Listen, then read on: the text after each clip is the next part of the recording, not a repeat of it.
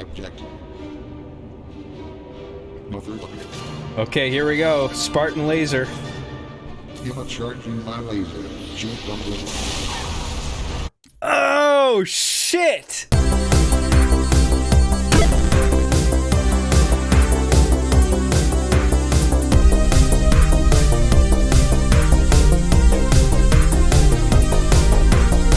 The plan today is to play through a mod that somebody made for Halo 3 on the Master Chief Collection. It's a campaign mod that creates a campaign based on the environments and events of the wedding episode of Season 3 of Arby and the Chief, which is a fan favorite.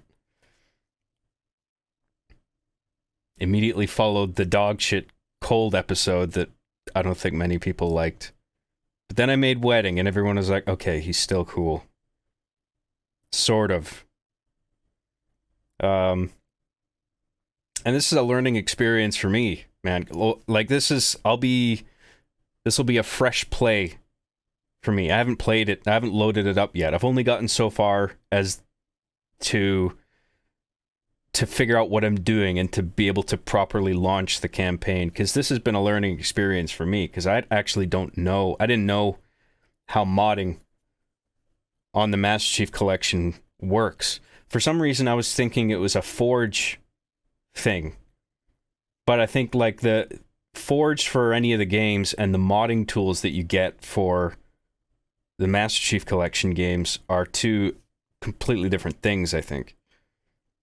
And so I haven't used the modding tools, but I imagine it's like a souped up Forge where you need like a desktop interface to be able to do all the stuff that you can probably do in it. So I actually had to spend some time trying to figure it out, because I didn't know how to get it going. Like, I get this, I know what the Steam Workshop is, and I get that you need to like subscribe to a creator to like get their mod to launch on your game. Subscribe and download is basically kind of treated as the same command. And but I didn't know like where to go to get the mod going. I thought maybe there'd be like a pre-launch dialogue where it's just like, what mod do you want to play? But it wasn't that. So it just brought me to the Master Chief Collection main menu. And I'm like, how the fuck do I get to this thing? So it's quite interesting how it works so far from what I've observed. Is like you go into campaigns as if you were just about to play the regular single player mode. And then you go into the game that has the campaign you want to play. And then alongside the main campaign, you'll then have a list of like modded campaigns that you have installed. And one of them now is the wedding thing. And I picked it and I saw like the interface and how it's like the little thumbnail for it is like the thumbnail from the actual episode that I made. So that's as far as I've gotten. I haven't even launched it yet, so I figured I'd stream that, my reaction to it. Oh, hey, the guy's here. Drksteel. It's Drksteel without the A for some reason, but there you go. Drksteel is here. He's the guy who made this. And I'm very excited to play this. And, I mean, I haven't played it yet, but I'm sure it's cool. It looks, from the screenshots that I've seen, it looks quite accurate. I mean, I imagine you probably used... I don't know if... I mean, I used Forge to build the original map back in the day, right? So, like the Halo 3 Forge mode on the Xbox 360.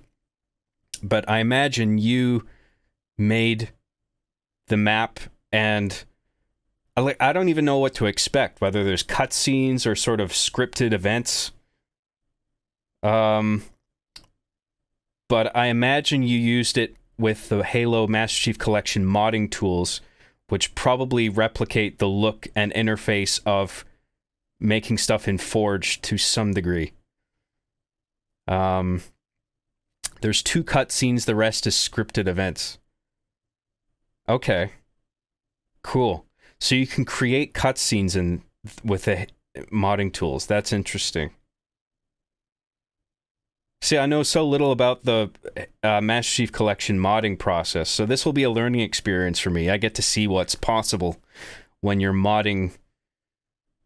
I didn't even think you could make campaign mods. I thought it was just multiplayer mods, like, but I suppose you could just use Forge for all that. So, this will be cool. So we're gonna quickly go over this wedding episode, and then we'll play the mod that's that a campaign is that has a campaign that's based off of this this episode, okay?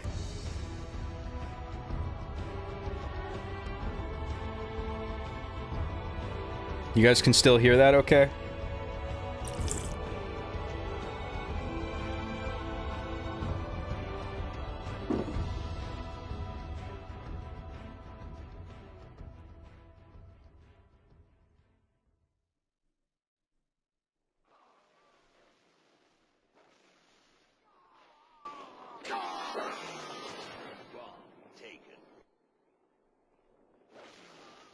Can we play something else? What's the matter?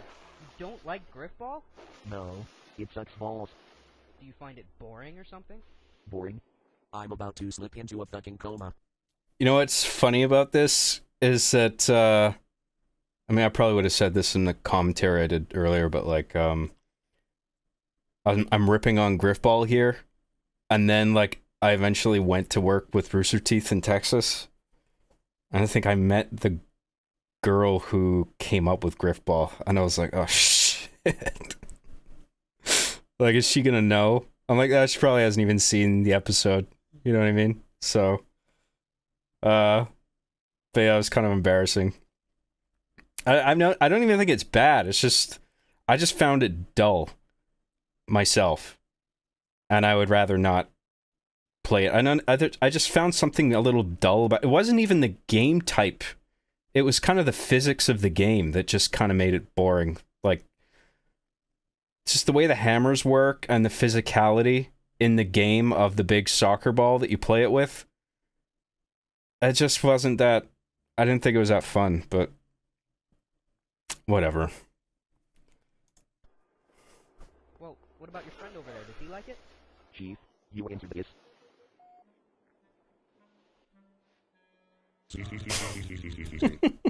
Yeah, he's about as enthralled as I am. Oh, sorry. We'll play some Slayer in a little bit. Don't worry, it's cool. Griffball just isn't for us.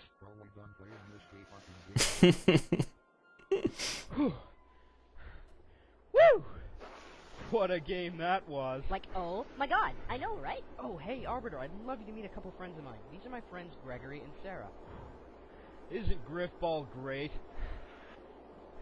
Why are you all out of breath? It's a video game, you two. Yeah, nothing like Griffball to get the old heart racing, I always... Griffball is named after Jeff's character Griff, but he also just happened to marry a woman named Griffin. Okay.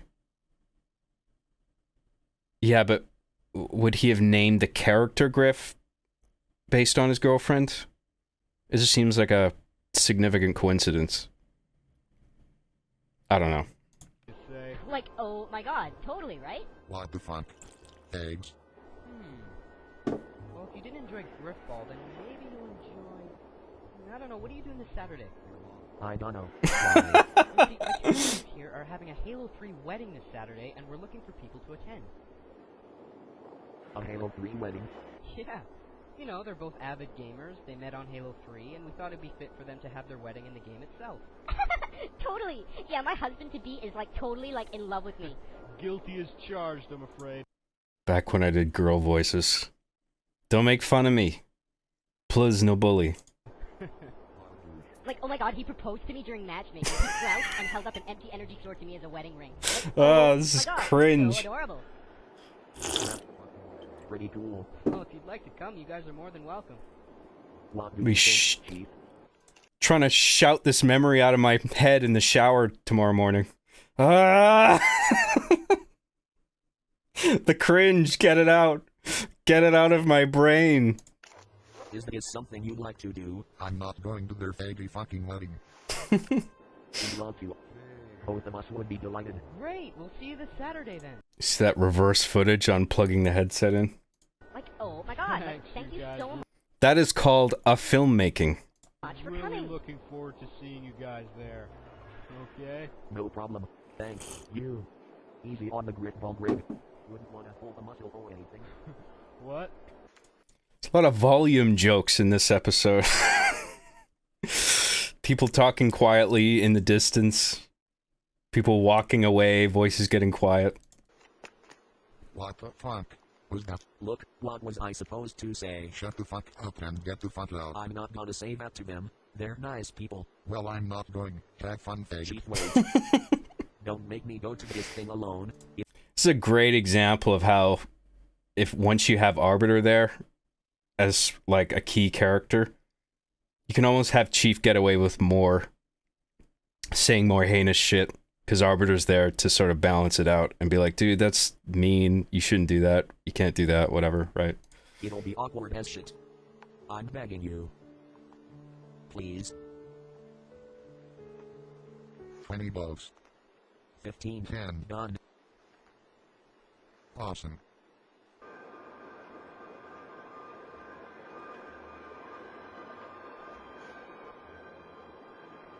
Wow.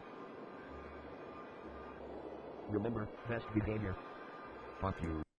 So this is old, right? So this was not made in Master Chief Collection, unlike the mod we're about to play, or the Master Chief Collection modding tools.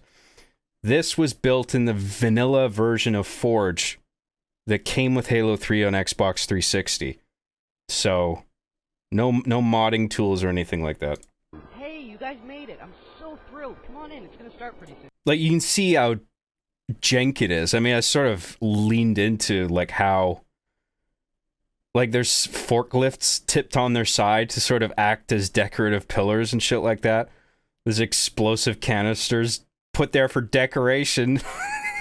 When it's like, of course a player's gonna come along and abuse that and just detonate the whole place, which is like...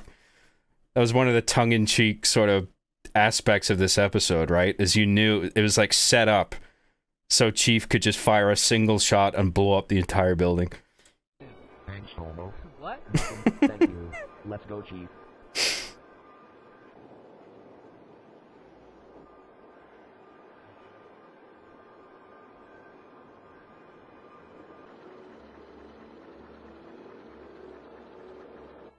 This is so fucking retarded. I think it's very sweet. You would.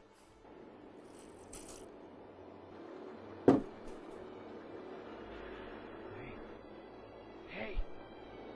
This is a sacred ceremony. You have to crouch. Crouch right now. What's wrong with you? Mind your own fucking business, asshole.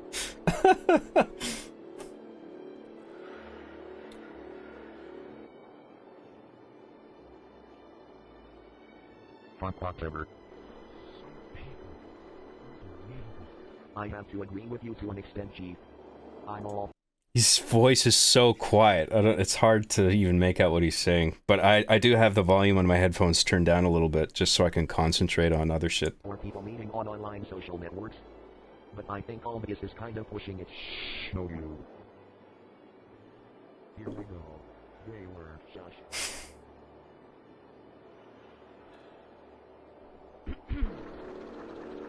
The bride will now approach the altar. Silence, please, for I will now play the appropriate music through my headset. Oh, you've got to be kidding Alright, me. just give me a second. Yo, Steve. Steve! What? Press play. Press play on the stereo. I think this is a recurring theme in Arby and the Chief episodes where, like, you would demonstrate the absurdity of, like, how people set up an in-game situation like this where it's such a significant thing, like somebody getting married on a video game, or like, or the funeral in World of Warcraft that was famously crashed, for example.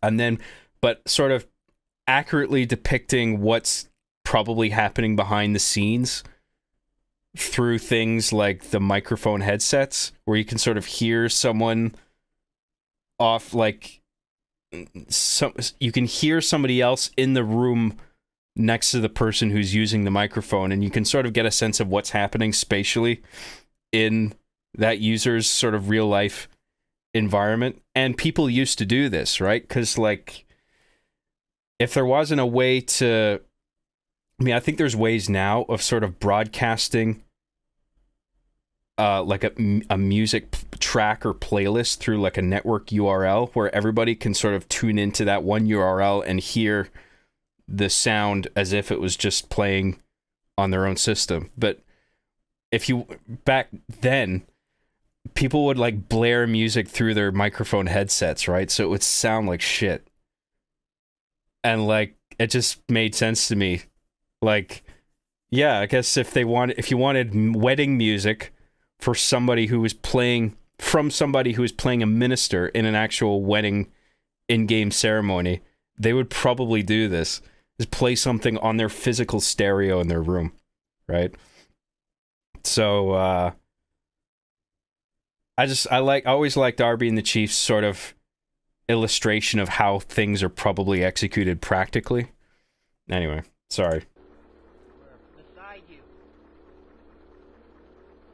No, press play. Play! Okay, thanks.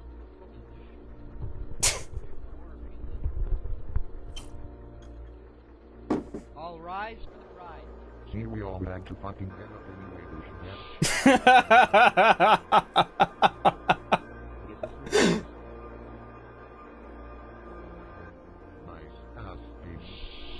I mean, Chief here is basically just like a kid in, it's like a kid in church who's being told to sit still and shut up, and who's just like restless and wants to fucking do something, play video games, anything but just sit still. Shut the fuck up.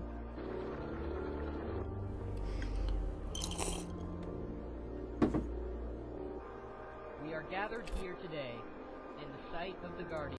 It's funny that you couldn't really, the only thing that's indicating that this is a female player in this game is just the pink armor, because all girls wear pink.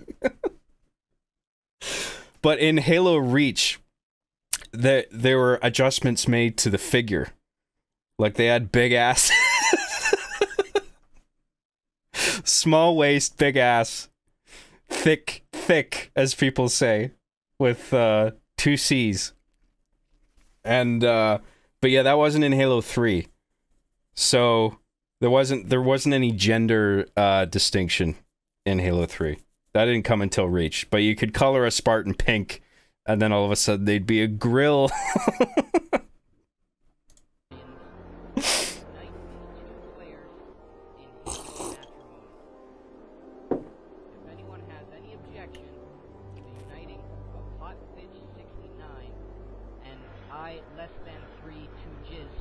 To this very simple juxtaposition, right?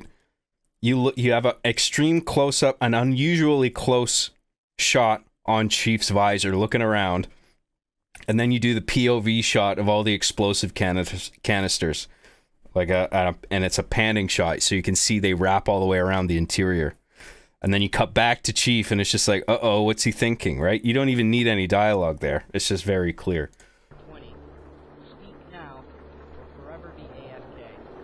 Object. Motherfucker.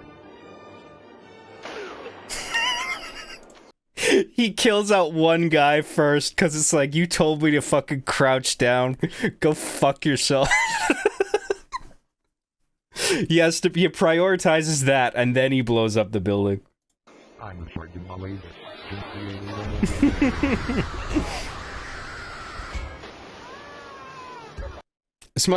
Are you guys all Zoomers? I'm not sure.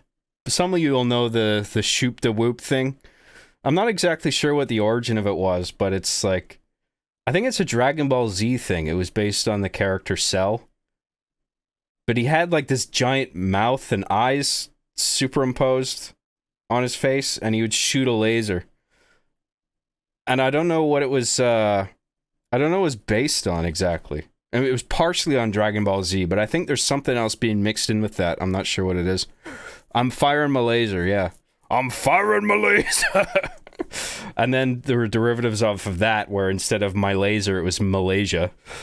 Which makes no sense, but yeah. So that's what that's referring to. But I don't think a lot of people are aware that that's a dead meme, as they say.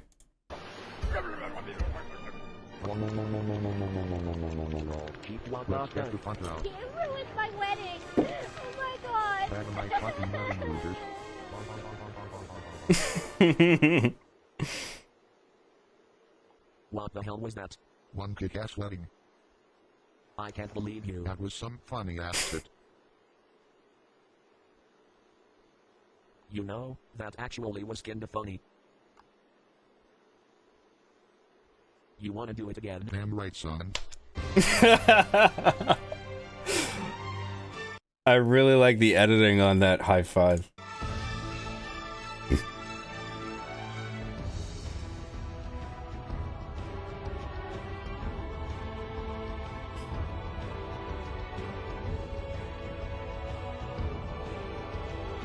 So I was back when I actually had other players on Xbox Live act out the other characters, which is like,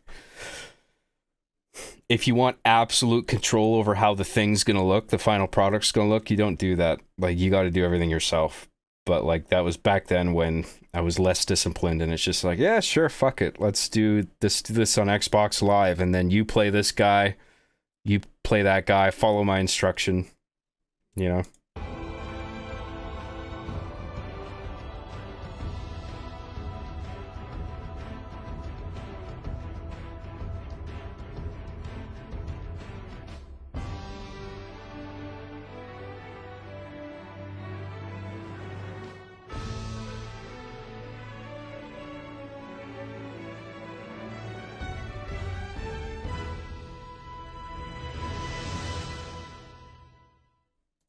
Okay. A little refresher. Grundle Wizard for $2 says, Job, how'd you come up with the idea for this? I think because I heard about people getting married on Halo. And that just kind of fascinated me. Where it's just like, it was sort of real life significant rituals sort of bleeding into the game / computer virtual world, where people are trying to have these pivotal life experiences in computer generated environments. I thought that fascinated me on like a fundamental level. It wasn't like I thought it was dumb right off the bat or great. I just was fascinated by that on like a phenomenon that happens, you know? And then it was just like, how can I make fun of this? And so it's just like, okay, let's have an episode about a wedding, right? And what do you do with that? Well, let's have Chief blow it up because he thinks it's dumb.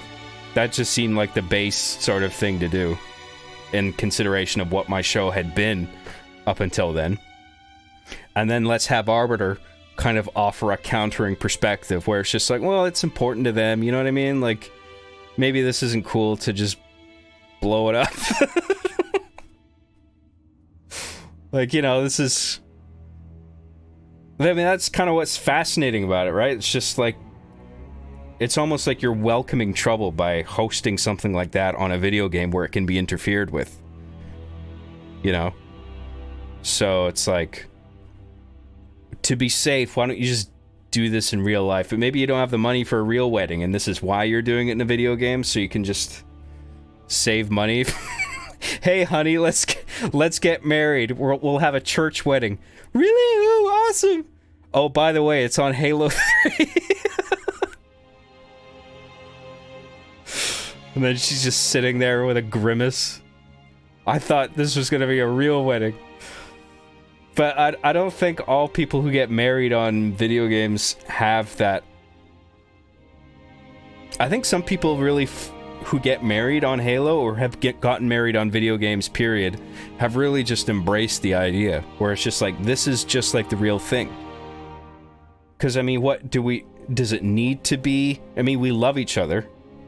Do we need to be in an actual church with an actual minister and an actual present audience to make this legitimate? Or is it just the fact that the ceremony occurred, whatever form that takes, right? Like, I found that genuinely interesting. And right off the bat, I wasn't really looking at it as like, this is stupid or this is awesome. I was just like, wow, that's a fascinating thing. And then in the context of making an Arby and the Chief episode, let's have Chief treat it like as a joke, destroy it. Arbiter offers the counter perspective, and then it sort of plays out. And obviously Chief wins because it blows up, and Arbiter's sort of on his side at the end. It's not really me trying to say that I think it's strictly like stupid and not serious or whatever, because like I want to be respectful to people who like, I mean, if people who are getting married on a video game are happy with that, then, you know, go for it. I don't care. I think the important thing there is that you guys love each other and you're determined to sort of make this work. So yeah, that was how I came up with the idea. Because I think Arbiter can sort of see how it can mean something to people, but then there's just this thing in the back of his mind where it's just like, why would you do it on here though? You know? With all these explosive canisters.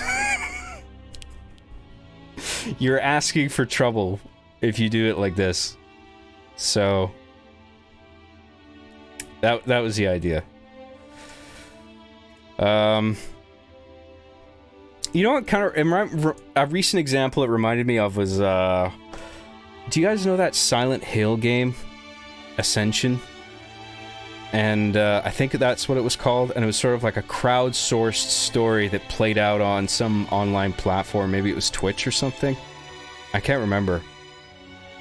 But I'm just like, this is gonna be a farce. Like immediately, once I understood what exactly was gonna happen with it, like on a technical level, it's just like, dude, this isn't gonna work.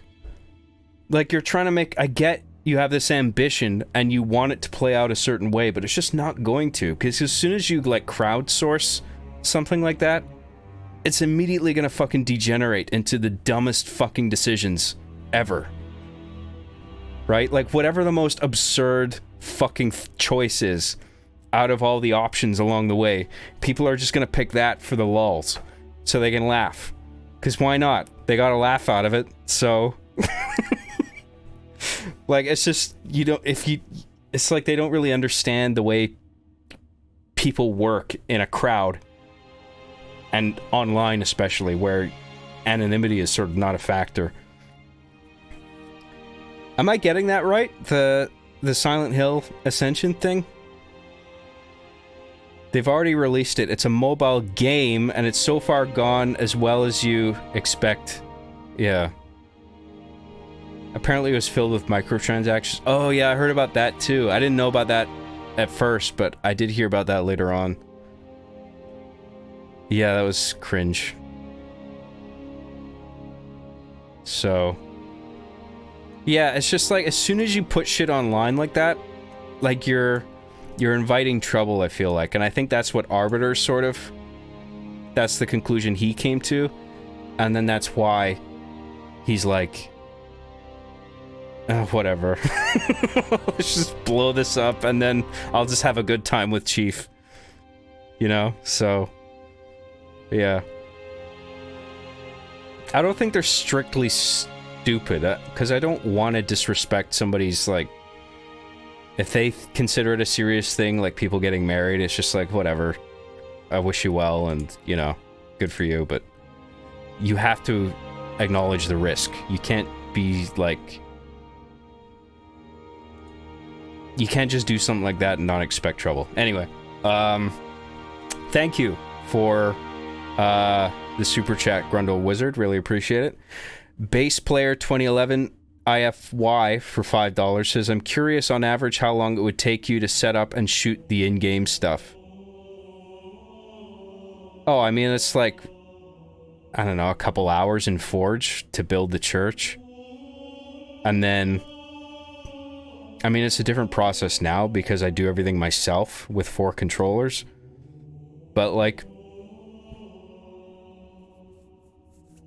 I mean, in some way, doing it with actual players across Xbox Live, it's easier in some ways, but more difficult in others because you have to rein in so many people who are just like impatient and fucking around, twitching and jumping and crouching when they shouldn't be because you're trying to get a fucking... You're trying to get a shot, you know what I mean? It's like, stop moving around, fuck.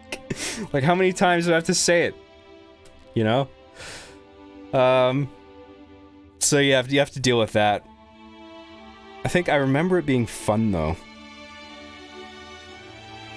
And I tried to, in the writing, in the script, at a script level, I tried to simplify it as much as possible, right?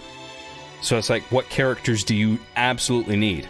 You need Arbiter, you need Chief, you need the bride, you need the groom, you need a minister, and then we'll have one other guy who's just like a part of the audience who's there to sort of make Chief angry, and then let's see that play out, right? So it's like the minimum amount of characters for an interesting episode. Yeah, but even that, I mean, that's beyond 4 players, right? So,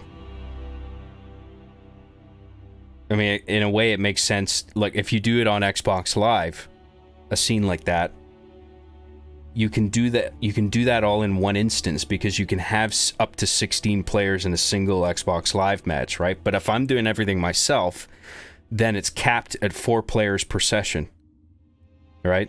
So I do as much as I can with 4 avatars. Like, if a scene in a script demands more than 4 characters, unfortunately, when you're actually executing it on your own with 4 controllers, there's a cap at 4 players, right? So you do as much as you can with 4 players, get all that footage, and then you load up the remaining players on a separate instance, which generates a separate gameplay film, and then that's a whole new batch of shots that you have to get. So by doing it the Xbox Live way, you can get everything at once in one session, which is cool. But like, that's one of the few perks of doing it that way. I mean, ultimately, I'd rather just have complete control over everything, the way everything looks, right down to subtle player movement, right? Because when you do things the Xbox Live way, you have to deal with lag and shit like that, you know? And especially if you have a full room. Like back then, if you had a full 16 players, the likelihood that it was going to lag was extremely high. Because somebody was bound to have a bad internet connection in the player list, you know? So yeah. Where were we with the super chats? Thank you, Bass Player 2011 IFY. Really appreciate it. Team Killtacular for $9.99 says, as someone who only got into Arby and the Chief a few months ago, I can say that Wedding is a certified grade A job tent. Excited for this modded gameplay through. Thanks, man. Yeah, that was, you know, Season 3 started with the episode Cold, which is a reference to the map Cold Storage that came out with Halo 3. And I remember fans were just like, this is kind of weak. This is a weak episode. Some of them. And I felt bad about it. So then I thought, fuck. The next episode has to be fucking good. Because I felt bad. And then that was Wedding. And then I think everyone was just like, most people were like, okay, cool. The show's still good. They're not all gold. Sometimes I slip and fall on my face. You know? But, I think I made up for it with Wedding.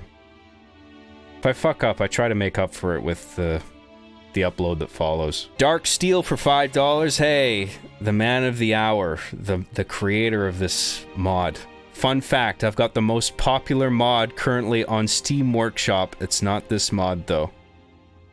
That's awesome. I mean, this should be the most popular mod. I'm just kidding. Well done.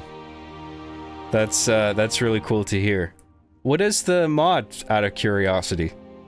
Is it another campaign mod that you made, or?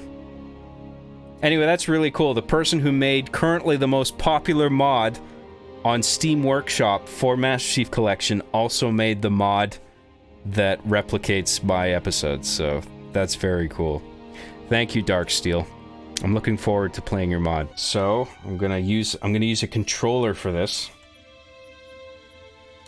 Just makes things a bit easier for me. I don't enter any keyboard commands that accidentally fucking Alt F4 the whole thing or quit the thing.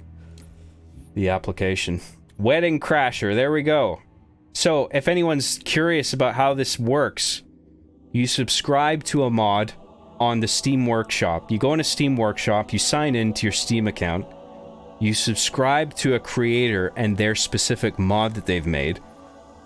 You wait for it to install, or the game will update, and then you launch it on Steam. Main menu comes up, campaigns. The mod is for Halo 3, so I'm gonna go to Halo 3. And then you have a mod option here, like you have the built-in stuff. But then alongside that, you have whatever modded things that you subscribe to. So there's the Wedding Crasher.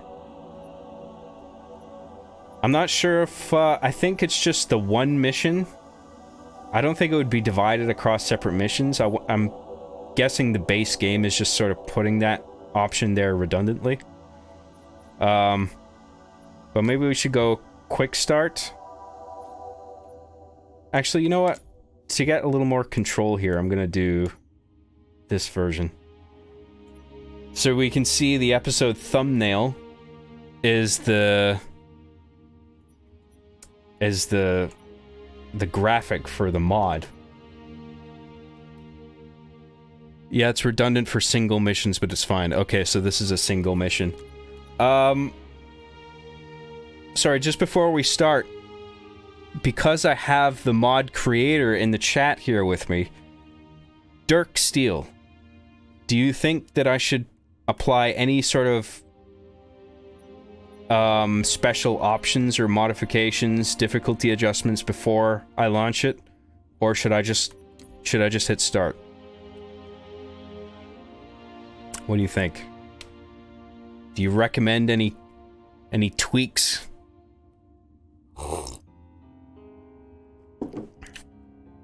Turn on the cat skull. I'm not turning on skulls and all that shit. No, but I will say there are 2 Easter eggs in the mission. One is a gun. One is the imaginative logo. Oh, this is so cool. I love it. You put in Easter eggs and shit. That's so fucking cool. I'm really looking forward to this, so thanks again for making this. I appreciate it. Okay. So we're about to start. I'm gonna turn my volume up a little bit. Alright, here we go. Are you ready to go? Here we go. Let's fucking go.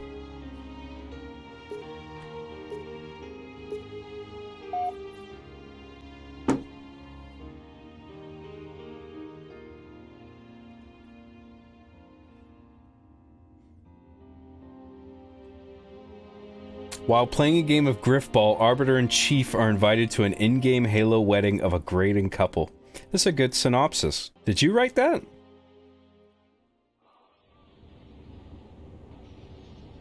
Oh my god!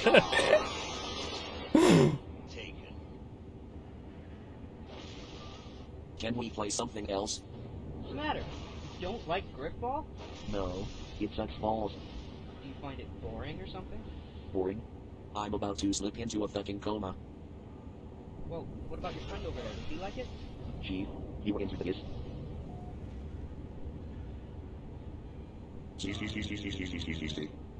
Yeah, he's about as enthralled as I am. Oh, sorry. We'll play some Slayer in a little bit. Don't worry, it's cool. Griffball just isn't for us. Whew. Woo!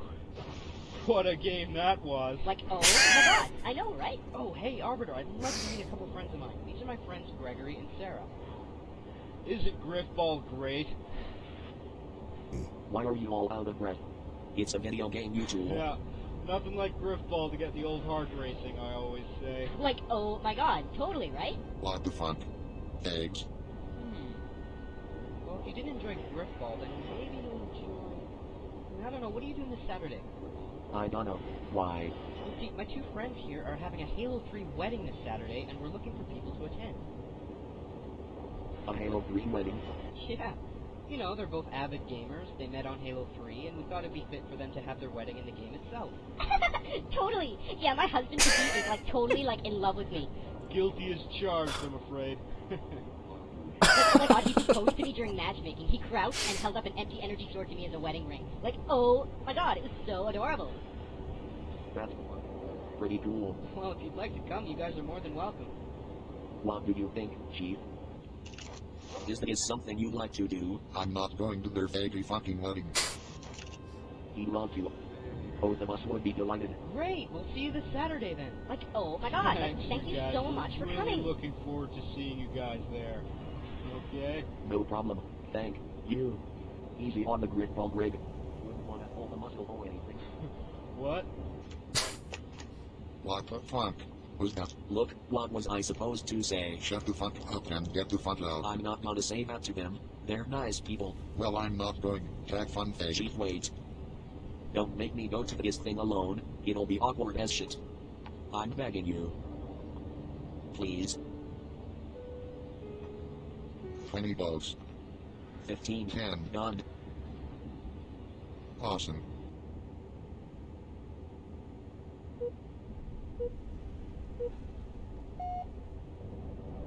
Wow. Remember, best behavior. Fuck you.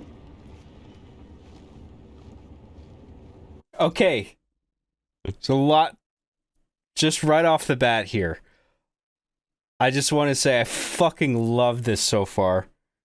Just on the mere fact that the mod starts off with a highly compressed video of my original episode. I mean, I imagine you letterboxed out the subtitles. But why I love that is because I grew up playing the Sega CD. And the Sega CD had a lot of games which are commonly referred to as full motion video games, FMV games. I don't know if anybody is familiar with that. But basically, you would mix some kind of gameplay or at the very least input with extremely highly compressed video with low color depth, so it would fit on the disc of the game, right? Like Night Trap. Yes, Night Trap is a good example. It was actually recently ported to the Switch. Night Trap's one of them. I mean, there's a lot. Even games that weren't like Night Trap or Double Switch or shit like that. There were still like full-fledged like video games like the Terminator, for example, for Sega CD, had FMV cutscenes that were very highly compressed clips from the actual movie by James Cameron. So this just brought me back to playing Sega CD, where it like cuts to black, and then a really highly compressed video cuts to black, and then the game boots up. Like, I haven't seen anything in the modern day replicate that sort of feeling of playing an FMV game on something like the Sega CD as this right now. So I just think that's so fucking cool. Sorry. I mean, but I don't intend to blow through this, by the way. If people are upset with the speed at which I'm going through this, I intend to savor every single second of this. So what I want to do is figure out what the sort of objective path is, and then sort of explore all the other corners of the map first, and then I'll go where the game wants me to go, right? So I imagine the sort of objective path to follow is going to be very clear. I imagine at this point the waypoint is to go into the church, right? So, but I'm not going to go into the church. I'm going to look at everything because I'm very curious as to what you might have placed here and there. And even if there isn't anything, just as sort of a refresher on Foundry you know, because I used to build maps and stuff for my old machinimas in there, and I have a lot of fond memories of this game, Halo 3, right? Working with the vanilla version on the 360. Anyway, okay, here we go.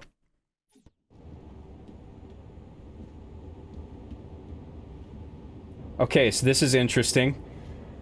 So I imagine there's a trigger volume around here. And if I walk into it, it's probably going to trigger a cutscene, right? And it's really cool that you've had this script. You got a script for him walking out here to this point. Probably based on a number of sort of key points where he has to go there, and then there, and then there, or something like that. And then Arbiter sort of starts here. Makes a straight line for that point. So you can talk to that guy, and then it's just waiting for you to initiate the cutscene. I'm not going to initiate the cutscene. Because I'm curious what's going on here. We got some spawn point, or default regular player spawn points, not initial spawn. Damn, he's good, yeah. See, I know this shit, man. I just finished a book on programming in C. Like, I know video games, okay? I know some of you think I'm a fucking boomer, okay?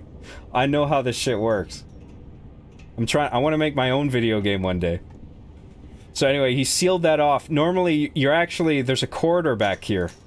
But he sealed this off. So I can't get back there. So I'm gonna have to go around here. This isn't even C, it's worse. What language did you use to write this? Python or something?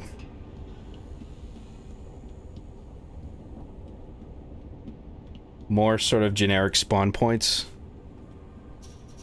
Blamite. I haven't actually heard of that. That's interesting. So I thought I couldn't jump for a second, but then I realized I've got my controller mapped to bumper jumper. So these are sealed off as well. I can't remember if I sealed these off for the... Well, it's not that you can even see this part of the map in the episode, so I probably didn't.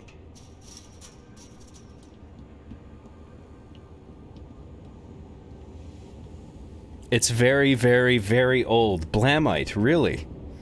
I haven't heard of that. Oh, Blamite is the tool. Halo has its own scripting engine, I believe. Does it have a proprietary language? Sort of like Game Maker Studio has its own language. Godot has its own scripting language.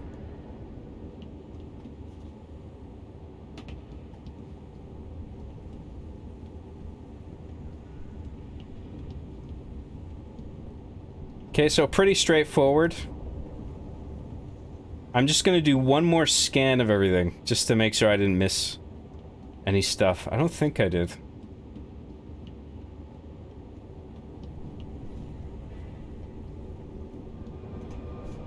Castle Crashers, I like it. We got a rocket launcher back here. Okay, that's cool.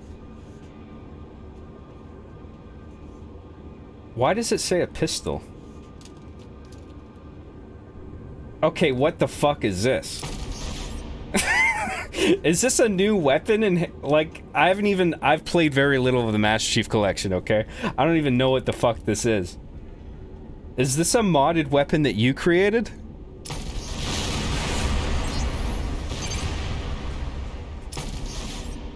It looks like some kind of like sound-based weapon or something, or just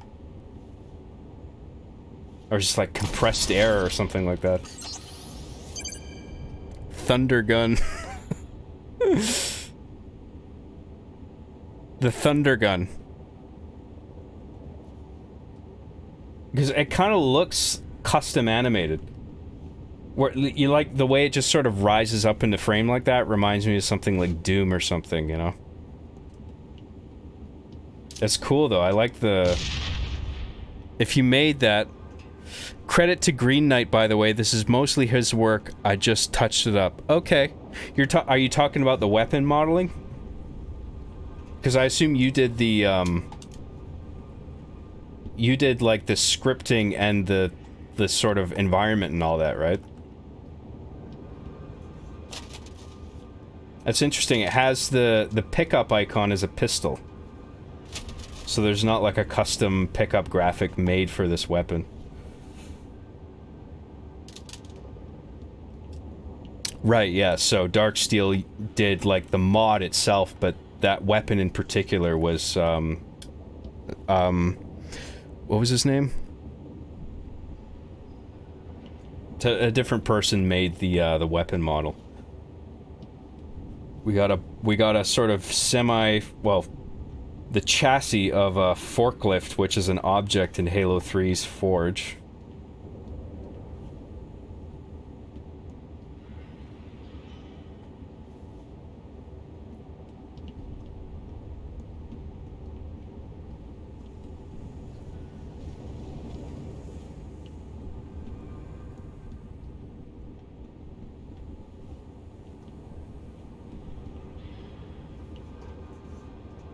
Interesting that there's sort of like fragments placed around before the ceremony has even started, as if something exploded already, you know what I mean?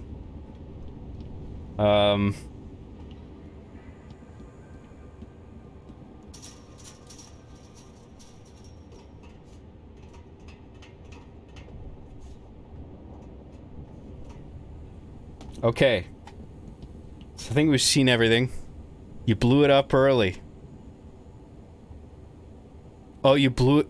Oh, did I accidentally trigger, like, a main thing? Do you... should I reload the map? Because I think in firing that gun, I might have triggered something inside that was meant to be sort of done later. Okay, yeah.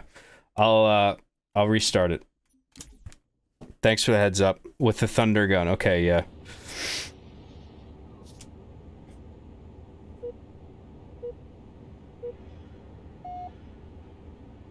Wow.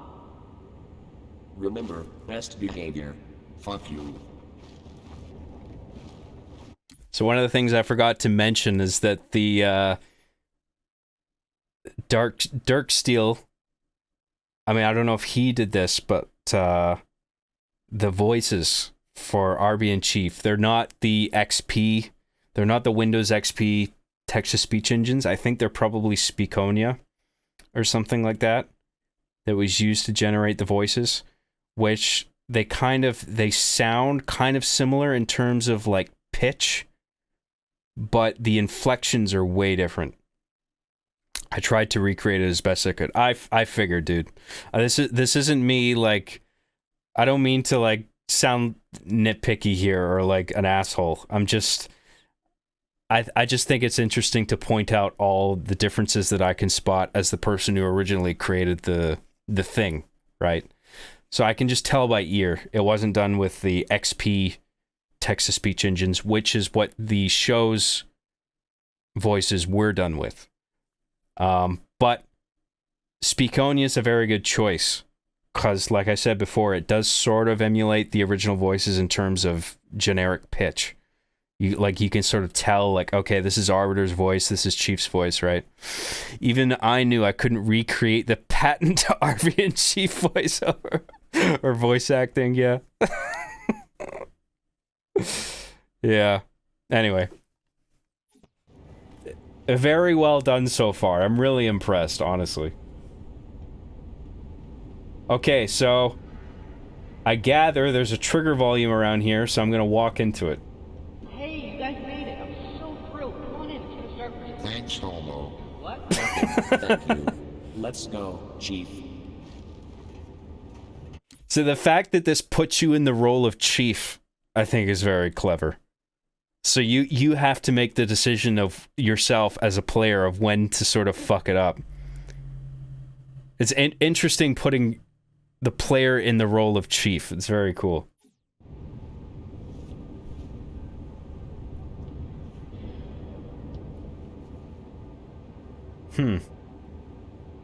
Is he looking at me?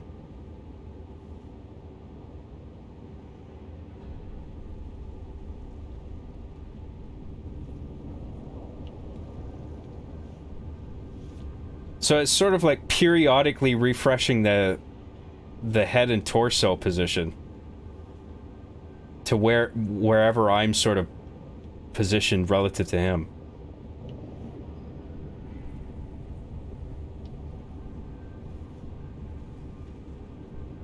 It's interesting. I wonder what's going on there in terms of programming. Okay.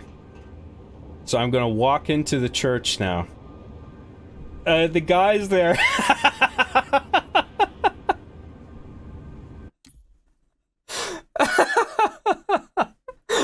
Oh man, this is so good. I mean, it's just, it looks just like my Forge set. I remember building this fucking... God, how old was I? That was probably 2009. I can't remember how old I was. I'm too fucking old now, you guys. But shit like this makes me feel young again.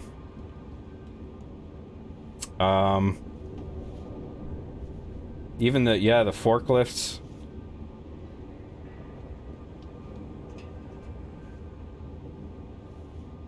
Okay, so the trigger volume, I guess, is here. Yeah, it's letterboxing now. And it's locked me into this position now. This is so fucking retarded. I think this is very sweet. You won't. It's even got Cortana's off-camera dialogue. That's cool. What? Mind your own fucking business, asshole. Okay. This seems odd. Because he's doing his looks and his crouching.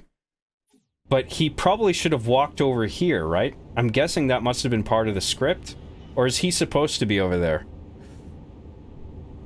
Arbiter got stuck? Okay, yeah. So something interfered with his coordinates. They're supposed to be, like, keyframed from there to there, right?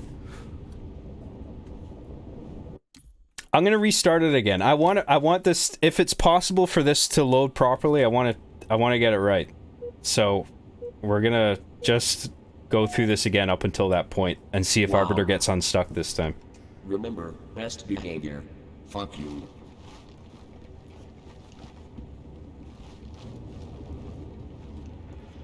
AI pathing is dumb, it rarely happens. Okay. Thanks, homo. Nothing, thank you. Let's go, Chief. Oh, so he's supposed to go straight there, but something happened, right? And then I'm supposed to sit next to him. I don't think there's probably no other trigger volumes. And I like that because when Arbiter goes where he's supposed to, it becomes very clear where you as a player are supposed to go, which is right next to him, right? So it's obvious where the trigger point is. That's cool. So now we're gold. I think everything's working the way it's supposed to.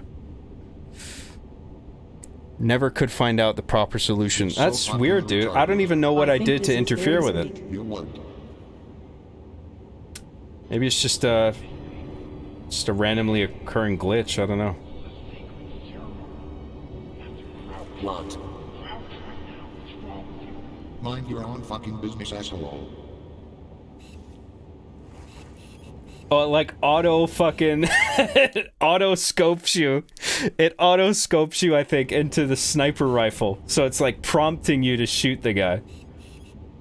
I wonder if that's what's happening. Does it want me to shoot the player right now? Because technically, he doesn't shoot him yet in the episode.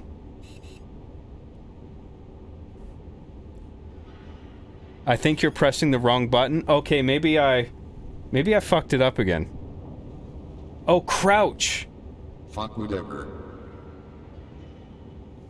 Oh, you know, it doesn't take, because I have hold enabled for crouch, not toggle.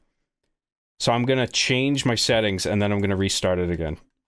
Sorry, like I said, I want to explore every part of this. I want it to execute the way it was intended to execute. So I hope you guys are on board with that. We're gonna go to controls and then configure gamepad. Crouch behavior.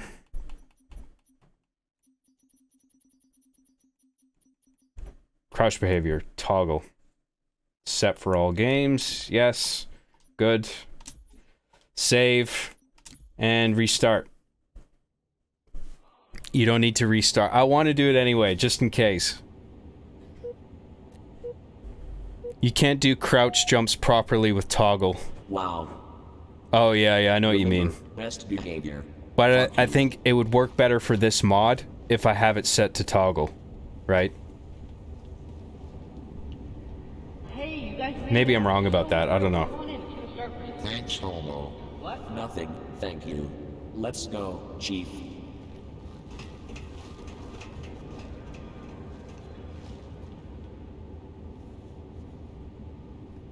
Whatever, it's okay that I'm restarting. We're having fun, aren't we? I'm certainly having fun.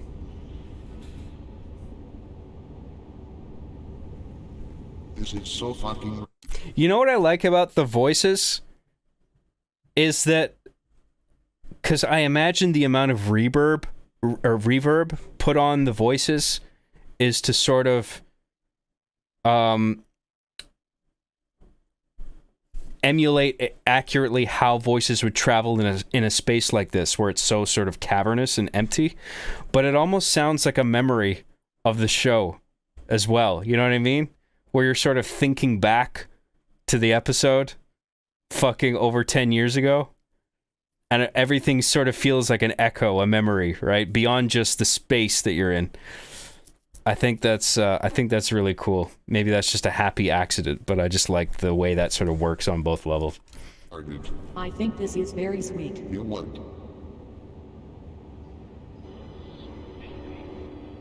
Hey, this is a sacred ceremony.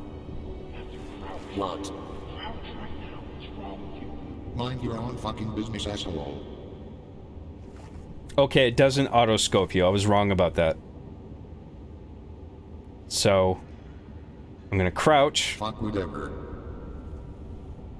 Okay, everything's proceeding as normal, I To an think. extent, Chief. I am all for people meeting online on social networks, but I think this is kind of pushing it. No, you.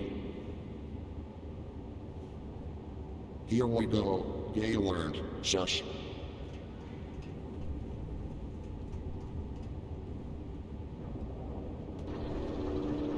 The bride will now approach the altar. Silence, please, for I will now play the appropriate music.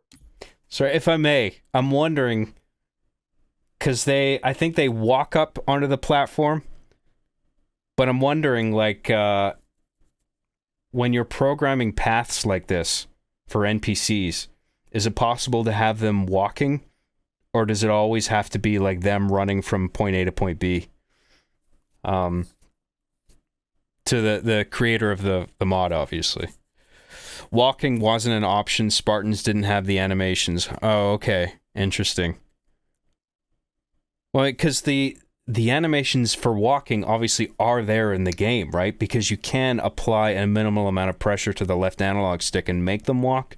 But I guess in the context of programming paths for NPCs, it doesn't let you do like a walking animation. It's basically just like, here's point A, here's point B.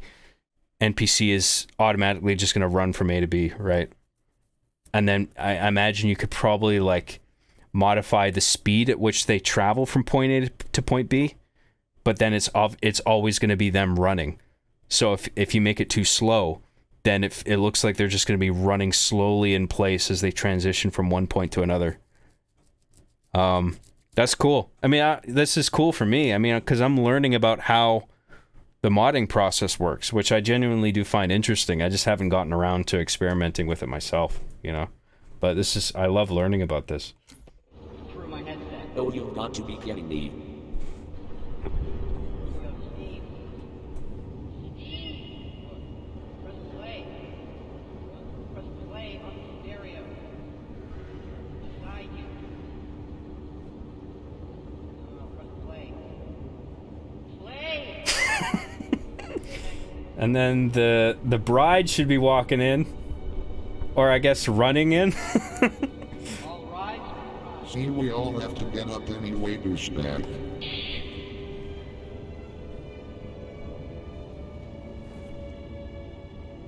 This is ridiculous.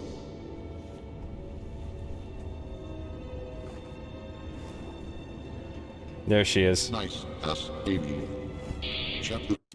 So imagine because the player is locked in at a certain position right now, you just had the pink Spartan character spawn in around a corner that we can't see.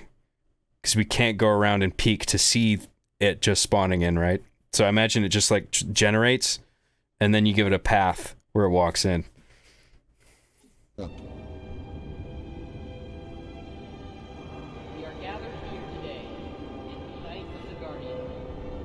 Unite the player in Halo Master. If anyone has any objections to uniting Hot Bitch 69, I always like that line, Halo Matropony. I always thought that was clever on my part. I less than range jizz 20. Speak now, forever be AFK. I object.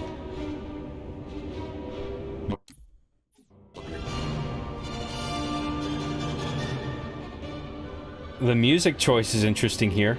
So I think it actually automatically crouched me back down. I guess because it was expecting me to still be crouched. Maybe I accidentally pressed something where I made myself stand up, and then the game sort of forced me back down. But I'm gonna stand up so I can see the explosive canisters. The music choice is interesting. And so I guess I can just shoot whatever canister I want. Because I'm wondering what the trigger is here. Whether it's me... I gather it's not me shooting in a specific direction or at a specific thing, but just triggering a series of explosives or explosions that eventually do trigger the volume that sort of guides the story forward. Everyone dying. Okay, that's interesting. Okay, here I go. I'm gonna shoot... It was either this one or this one in the episode. I can't remember which, but here we go. Okay, am I fucking... So there's an invisible wall here. I can't, and right there, too. So I'm sort of locked into this little pew thing. There it is.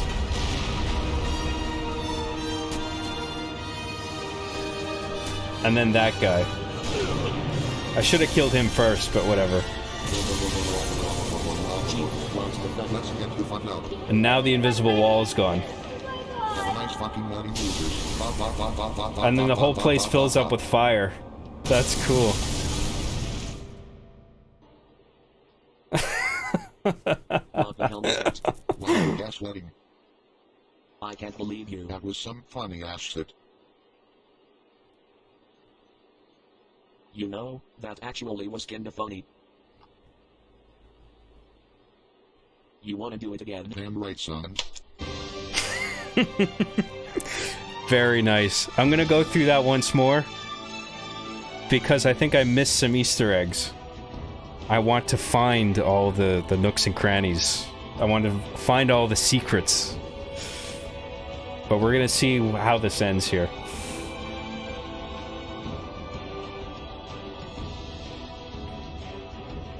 Can you guys see that green bar at the bottom?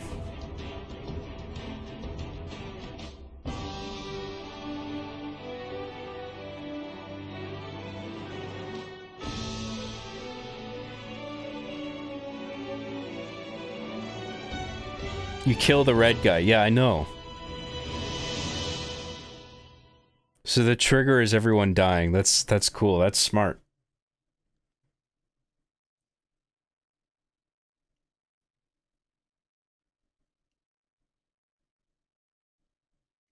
And then we're holding on black here. Does it go back to the... Does it go back to the main menu? Does it just... Is it supposed to just hold on black here until you manually quit?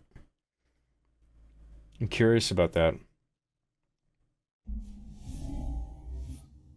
Oh, there we go. It just took a little while for whatever reason. Okay. The pink bar. Oh, it looked green for me. Anyway, we're gonna load this up again. Whoops, sorry. Halo 3. Wedding Crasher, quick start. or missions, and then start.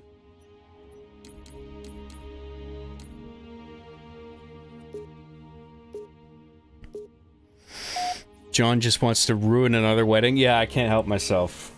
That's all I want. It's to ruin other people's good times. You could see a green bar, thought it was part of the template. Yeah, I'm not sure.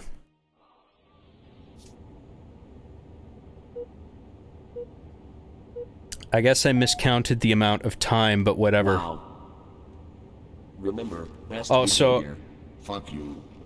like in between the end of the game and it's sort of pulling out back to the main menu, you have to estimate the length of the credits in, I gather, an amount of milliseconds that you're sort of feeding into the programming language that you're using to write the code, right? Something like that.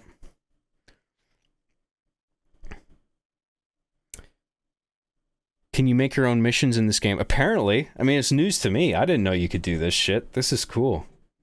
Like, you can even go letterbox and make your own cutscenes. That's pretty awesome. And then you can put your own audio files in, obviously, so you can have characters, like, speaking.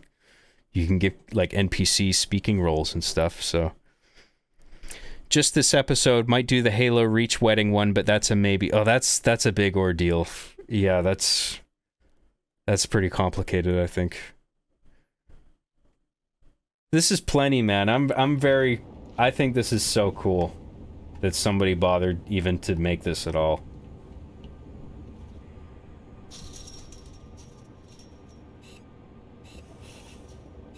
So I think I've explored all the playable areas, so I'm guessing if there's Easter eggs like the imaginative logo, that it's probably something that I would need to, like, look at through a thing like this where it's a wall, but it's like, it's got some kind of transparent element to it where I can see past it into a different room.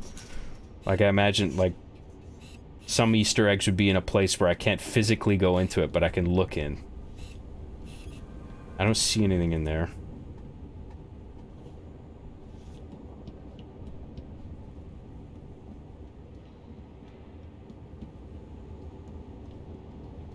Hey, you guys made it. I'm so thrilled. Come on in. It's gonna start. Thanks, Homo. What? Nothing, thank you. Let's go, Chief. Oh, he got hung up there for some reason. I wonder why that happens. I wonder if it's based on my position at all. Like, if the code is expecting me to sort of be closer. I'm not sure. I'm gonna restart it again so it loads correctly. He'll find it eventually at its spawn. Oh, okay. It's AI being dumb. Yeah, but like shit like that, it boils down to something, right? Wow. I'm just curious what that is, because I'm trying to... Best behavior. Fuck you. I'm trying to teach myself programming at the moment, so this is really useful knowledge. Hey, you guys made it. I'm so thrilled. Come on in. It's gonna start. Maybe it's based on the amount of time that I take to trigger the Let's cutscene. go, Chief. So it's good now.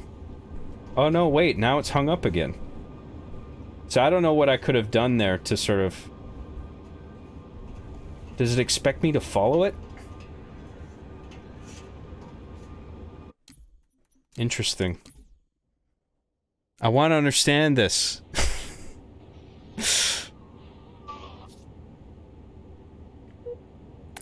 Chaos theory. It's like how 3 vases dropped the exact same way will crack differently. Remember, best behavior. Interesting. Fuck you. It's more specifically with the actual Foundry level itself, and I didn't feel like relighting and re-geoing the level for this. Thanks, Homo. Okay. Nothing, thank you. So it's based Let's on the go, actual Chief. level geometry. Or it could be. So now he's in his proper position. Trigger volume's there. I haven't looked around the church yet.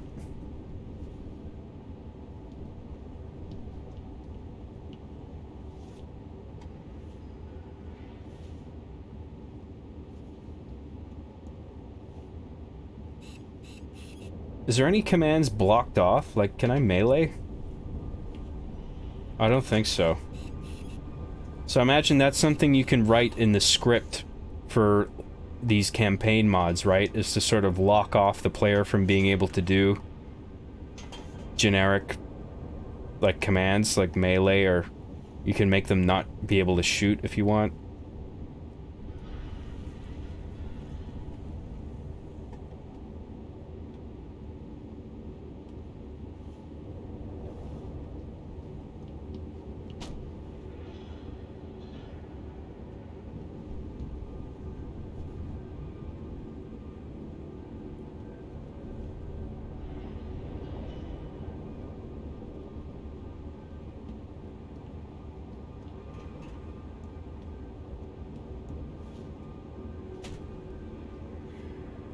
I love that you didn't try to, like, pretty it up or anything. It's just like, this is exactly, pretty much exactly how it would have looked if it was just built in Halo 3 with its Forge mode.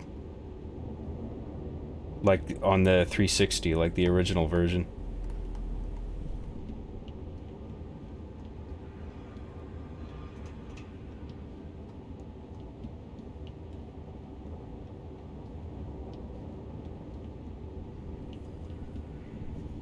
Look behind you at spawn. Okay, I'll do that. No melee, no grenades, no shooting, right.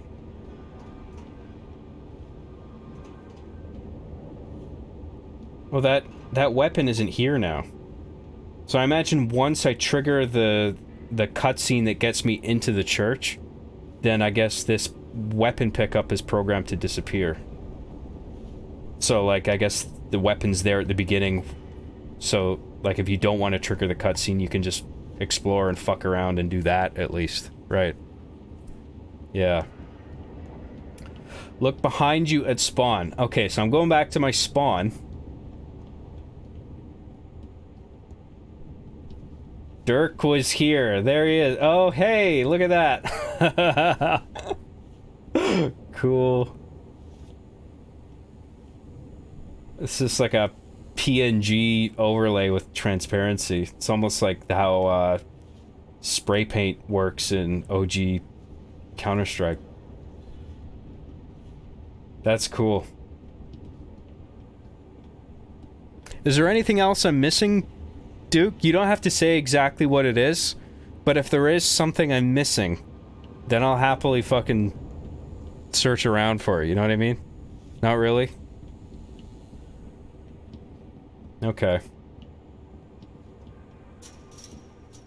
I just want to know if I found everything.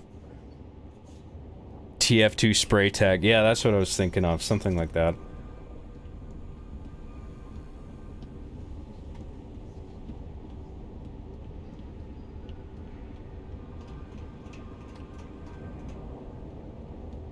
And I don't think I can even... Because you blocked off the ability to shoot in melee, so I can't even... Oh, I can push this guy. So what if I push him outside the church? I broke your game, Drksteel. I shouldn't be able to do this.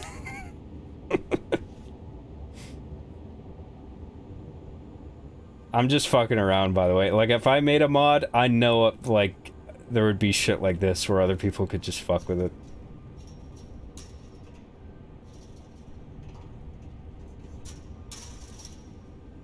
Softlock Lamau. Okay, so did I softlock the game by moving him out of position?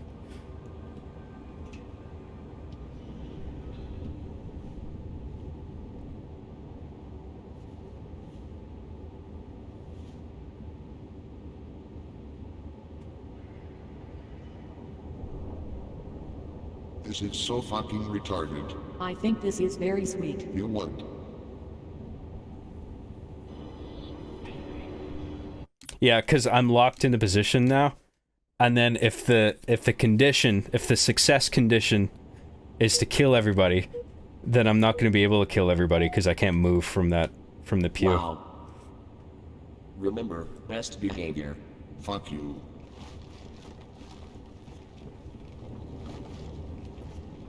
Hey, you guys made it. I'm so thrilled. Come on in. I want to see John use the thunder gun on them. Let's go, Chief. Well, because I triggered the cutscene, I'm guessing the weapon isn't there now. Yeah, it's not. But if I restart it, pick up the weapon, and then start the cutscene, maybe it'll let me go in with the weapon. Wow. Remember, best behavior. Fuck you. Red guy can unlock the door to open the secret room. I don't believe you. Hey, you guys made it. I'm so thrilled. Come on in. It's gonna start pretty soon. Thanks, Homo. What? Nothing, thank you. Let's go, Chief. See, that gun's not there now. What's the trigger for getting this gun to appear? That's interesting. Because I don't think I did anything last time other than just running around. You triggered it again? Oh, did I? I walked into the trigger volume? Shit, sorry. Oops. Job, you pick up the thunder gun, then a round 1 counter comes up and it turns into Call of Duty Zombies. Wow. Yeah, I triggered the cutscene, that's what I did. Fuck you. I'm gonna stay well out of bounds this time, don't worry guys.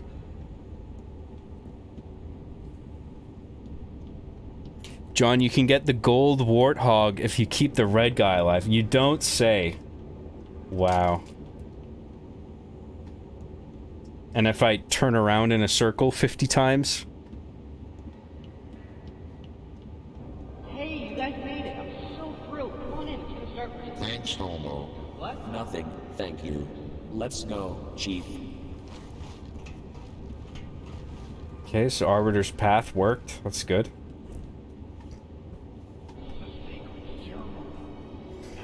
But we have the secret bonus weapon this time. Mind your own fucking business, asshole.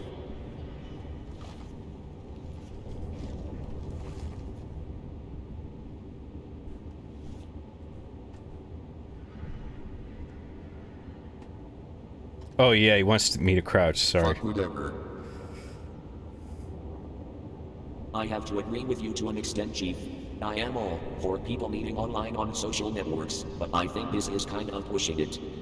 No, you. It's interesting, I think that the white armored guy moved. Because he had an initial position just outside the church, and then he moved sort of ahead and up and to the right, relative to the church entrance. So I wonder if that's supposed to be like him sort of adjusting his position in a storytelling context to be able to tell if like the bride and the groom are on their way. Something like that. Here we go. Gay alert. Shush.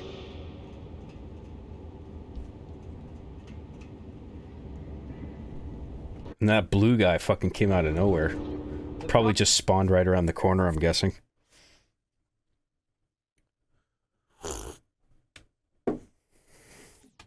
Will now approach the altar. Silence, please, for I will now play the appropriate music through my headset. Oh, you've got to be kidding me. Yo, Steve. Steve! Press play. Press play on the stereo. Beside you.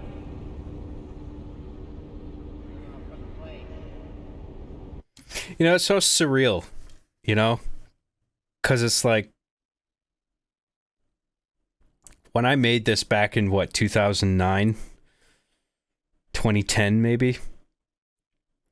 Like, I had no idea that I would be playing a mod based on it for a collection of video games that would be released after the whole trilogy came out. Because, like, there's no telling what the games or Bungie or 343 Industries was going to become, the whole situation, right? On PC, right? So now this is just so cool to like be playing a mod of something that I made way back that I didn't really think much of. I mean, I was just trying to make something funny and that people would enjoy, you know, and then it's become this sort of fan favorite thing. And it's really nice to be able to play this. It's an honor, to be honest. So, thanks again, Drksteel. That's my extra little detail of him meeting the groom. Okay, that's cool. I like that. So yeah, that position adjustment where the minister sort of shifts his position in sort of an expectation of the groom's arrival. So I like that. That's cool. And it's sort of you cleverly put that new position within the player's field of view because you know where the player is going to be locked in, right? So you know the range of vision that the player has, and you deliberately put him in a place where you can sort of see him waiting. That's really smart. I like that shit, man.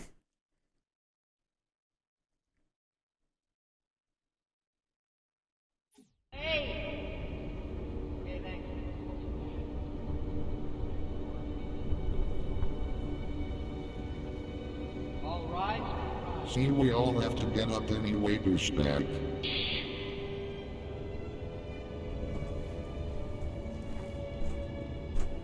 This is ridiculous.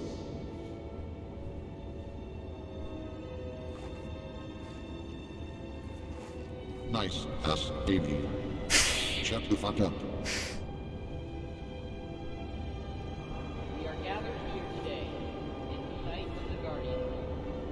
Night to player in Halo Master. If anyone has any objection to igniting hot bits 9 and I less than 3 jizz 420, speak now or forever be AFK. I object. Motherfucker.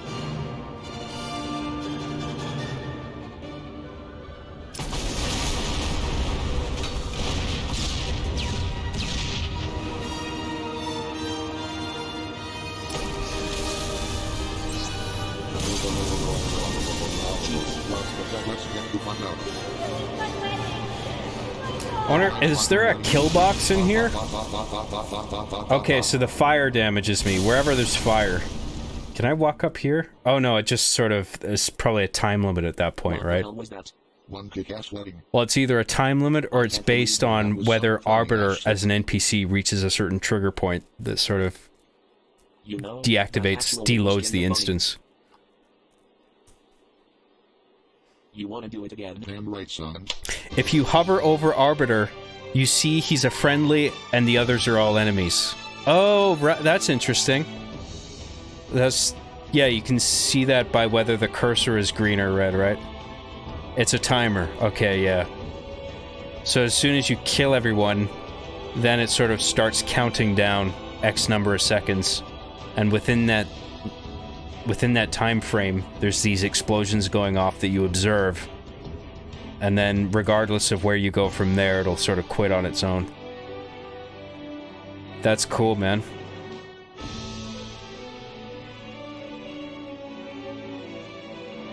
If you're seated out further, you can see them both. Oh!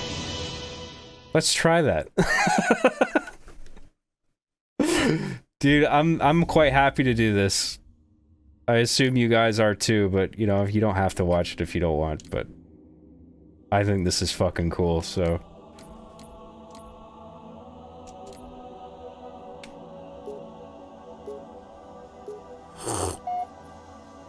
Did you notice the green Castle Crasher sticker? Yes, I did. That was one of the first things I found.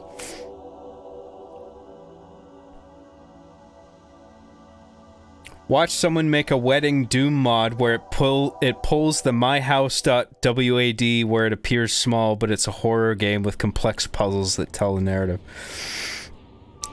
WAD, is that the file format for, like, Halo maps or something?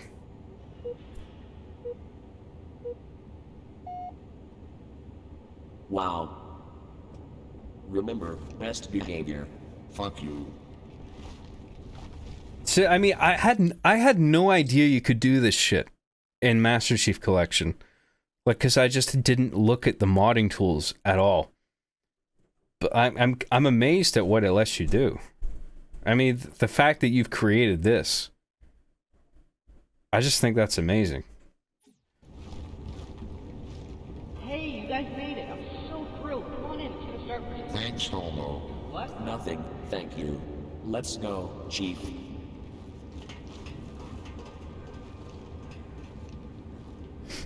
Okay, so I'm positioned far enough out. So I'm gonna go in the minimum distance into the trigger volume here, which I gather is like right here. No, a little farther in. There we go. Oh, I should have gone forward as well. Fuck. Actually, I'm gonna do that. I should have known better than that. I should have moved myself forward a bit.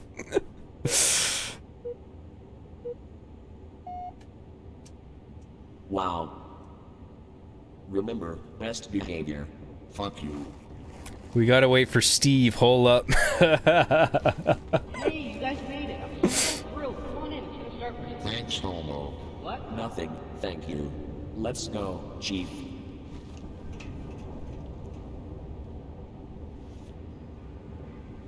So, I mean, I get hung up on the smallest shit because like I said, I'm trying to understand game programming.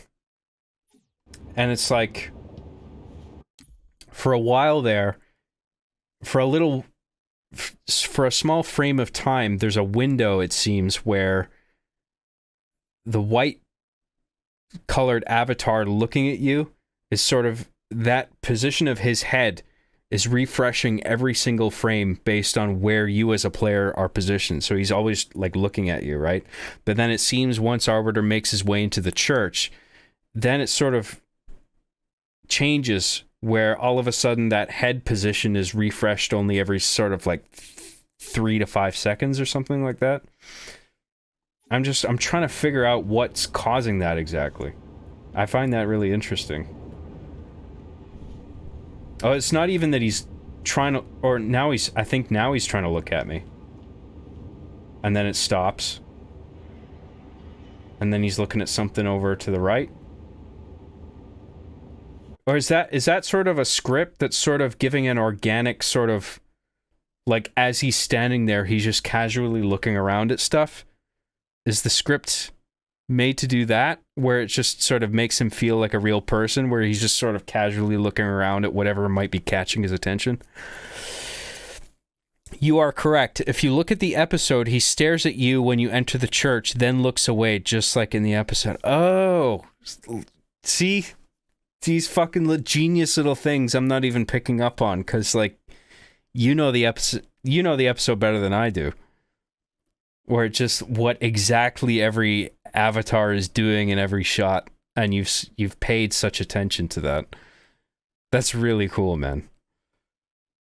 WAD is a file format for custom Doom levels. Oh, right. I knew that sounded familiar. Right. You have to sit in the same seat, but if you walk in from a different angle, like behind the second seat, you can see the two conversing. You have to sit... Hold on. You have to sit in the same... Fuck. Come on. Scroll up, please.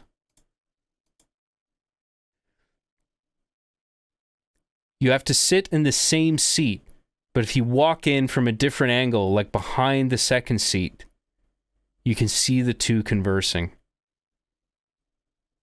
So I just have to be at the opposite corner of the sort of the trigger volume that's locking me in a position, right? So the game can progress.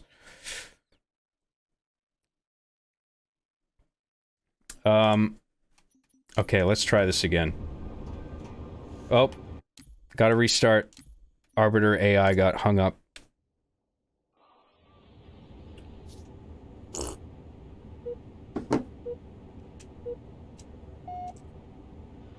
Man, fuck, I still can't get over that. The cutscene getting loaded in so you can see it. Like, that reminds me so much of the fucking Sega CD. You have no idea. Or maybe you do. Maybe you've played it. Like those old FMV games from the 90s. But, like, man, just... I guess it's not even that you're trying to replicate old tech. It's just that's the way it works. If you're hyper compressing video into a thing like this to sort of keep the file size small, that's just what happens, right? But man, it just reminds me so much of Sega CD. Fuck you. Sega CD wasn't my thing, the GameCube was. Sega CD's way the fuck older than GameCube. I mean, it's literally 2 generations back from GameCube. Actually, it might have even been 3, actually. Because Sega CD was the 32-bit era. I'm pretty sure. And then the 64-bit era with the N64, Sega Saturn. And then it was the 128-bit era, but it wasn't really... I don't think the number 128 really applied in that generation of consoles, but that was when Dreamcast, GameCube, Xbox came out. Sega CD came out in 1992 as an option for the Genesis Mega Drive. Yeah, that's true. It had this sort of flatbed design where you plug it, it assumes that you already own like a Genesis or a Mega Drive. The difference between Genesis and Mega Drive is basically just whether you live in the Western Americas or the UK. In the UK, it was Mega Drive. Western America, it was Sega or Genesis. And you would plug it in. You'd plug your Genesis or your Mega Drive onto the Sega CD. And then the Sega CD was just sort of its own thing that had a CD drive.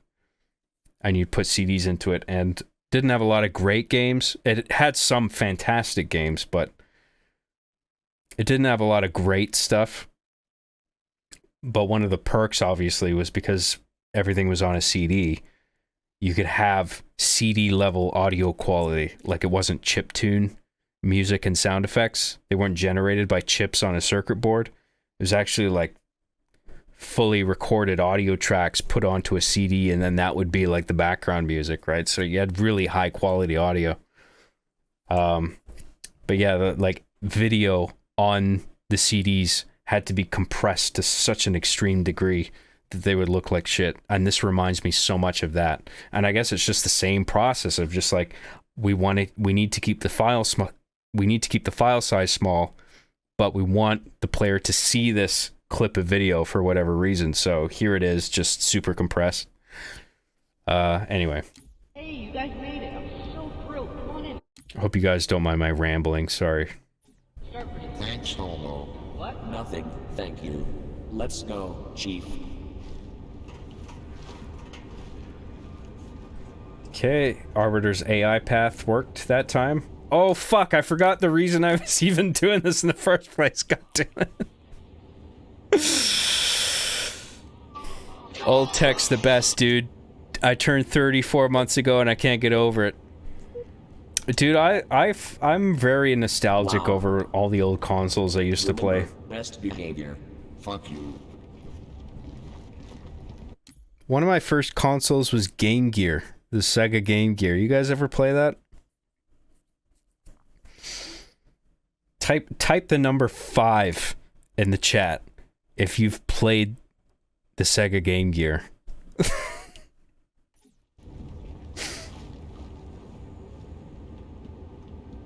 Hey, you guys made it. I'm so thrilled. Come on in. It's gonna start for Thanks, Homo. what? Nothing, thank you. Let's go, Chief.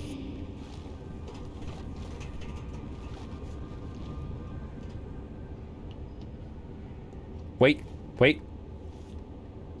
Oh, that's interesting. So there's like a little time buffer.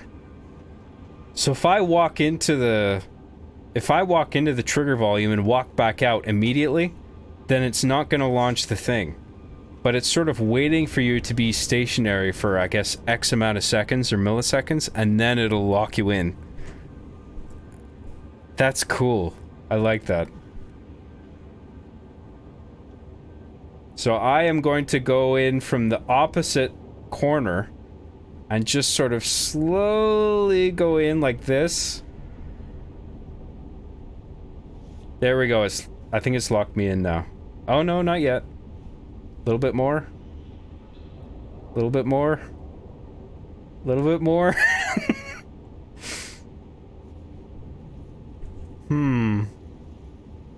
So maybe if I gotta walk forward a little bit. Like that way.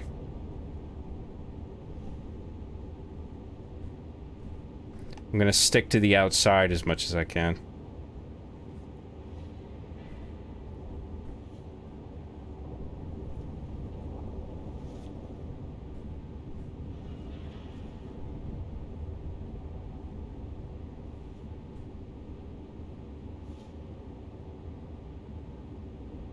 Walk in slightly further, okay.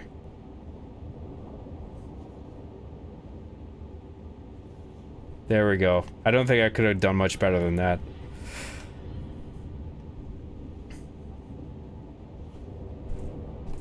Okay, now I'm just gonna observe what's going on out here. This is so fucking retarded. I think this is very sweet. You what?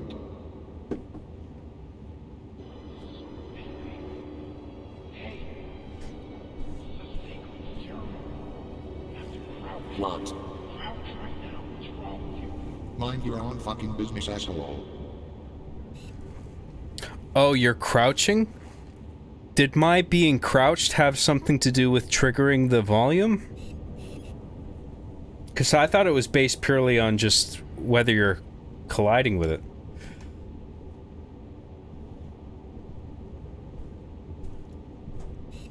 So there's white guy. And so he's sort of... he's waiting for the groom. And then I imagine nothing's gonna happen until I press crouch and sort of progress the story here.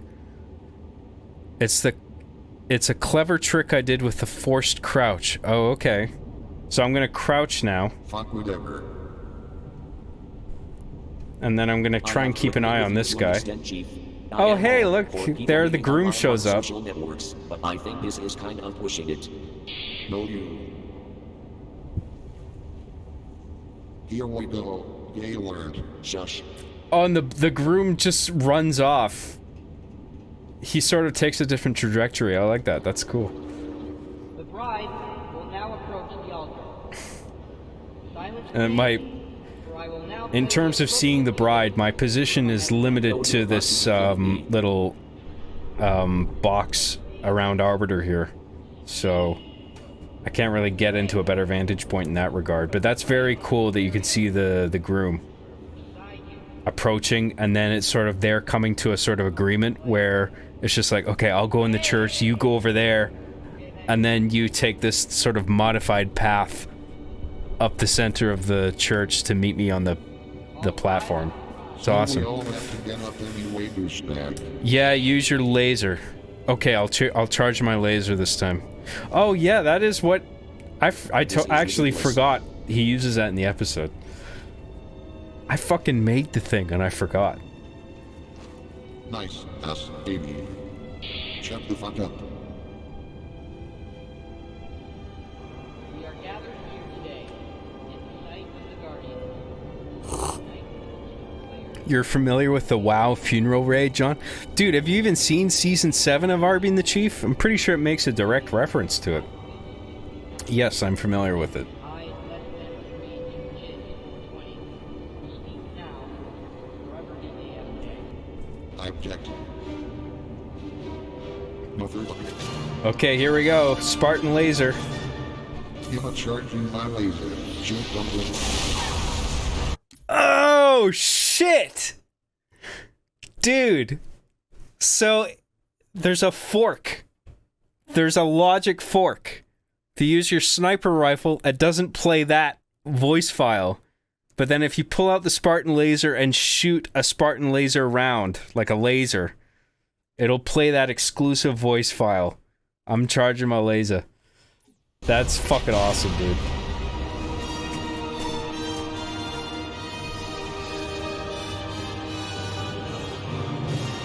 I'm curious, in whatever programming language Drksteel that you used to write this, I imagine it was basically an if statement, an if-else structure, where it's just like if the player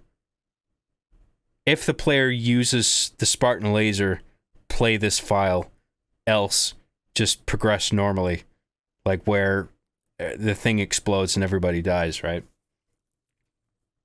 I'm really curious about this shit. I want to know how it works.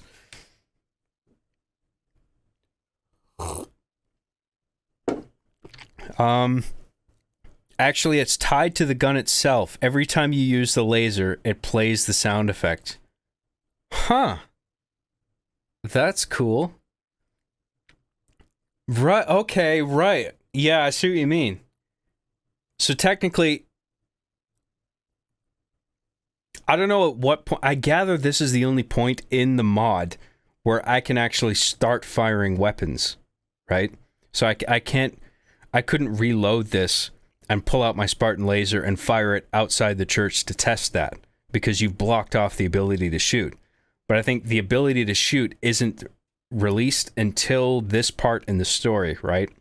Where it sort of wants you to shoot the explosive canisters one way or another. And then on a programming level, you've tied the voice file to the ammo, or firing that weapon, right?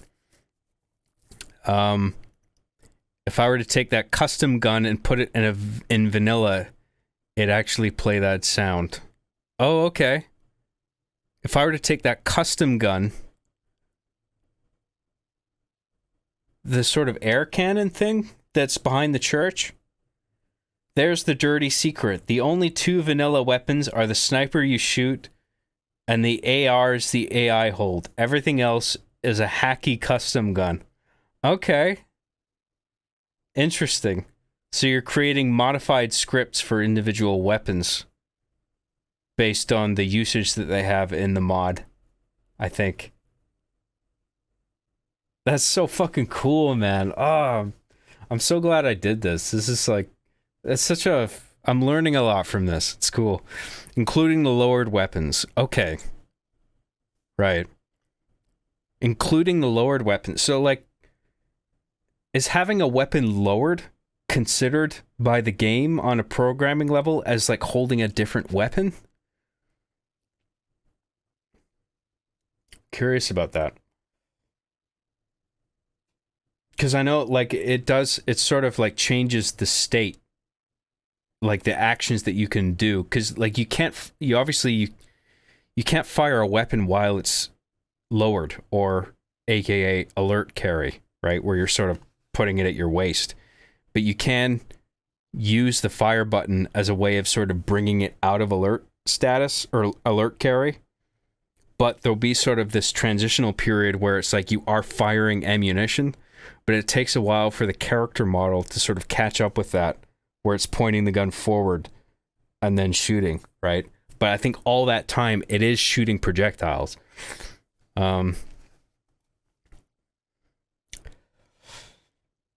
Can't naturally lower weapons in any of the Master Chief Collection games.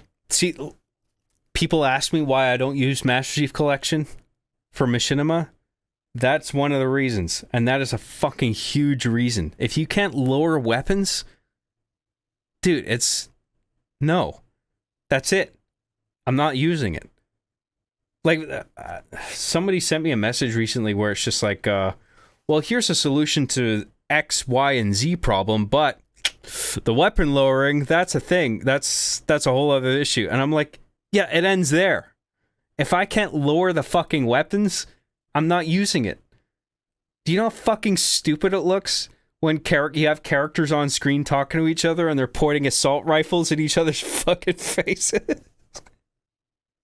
Like, imagine I was talking to you right now and I was pointing a fucking pistol in your face like this, like, hey, how's it going? What's up, dude? It's so dumb. So that's such a huge factor in what I use to make movies, you know? And then in Halo 3, you can do it, right?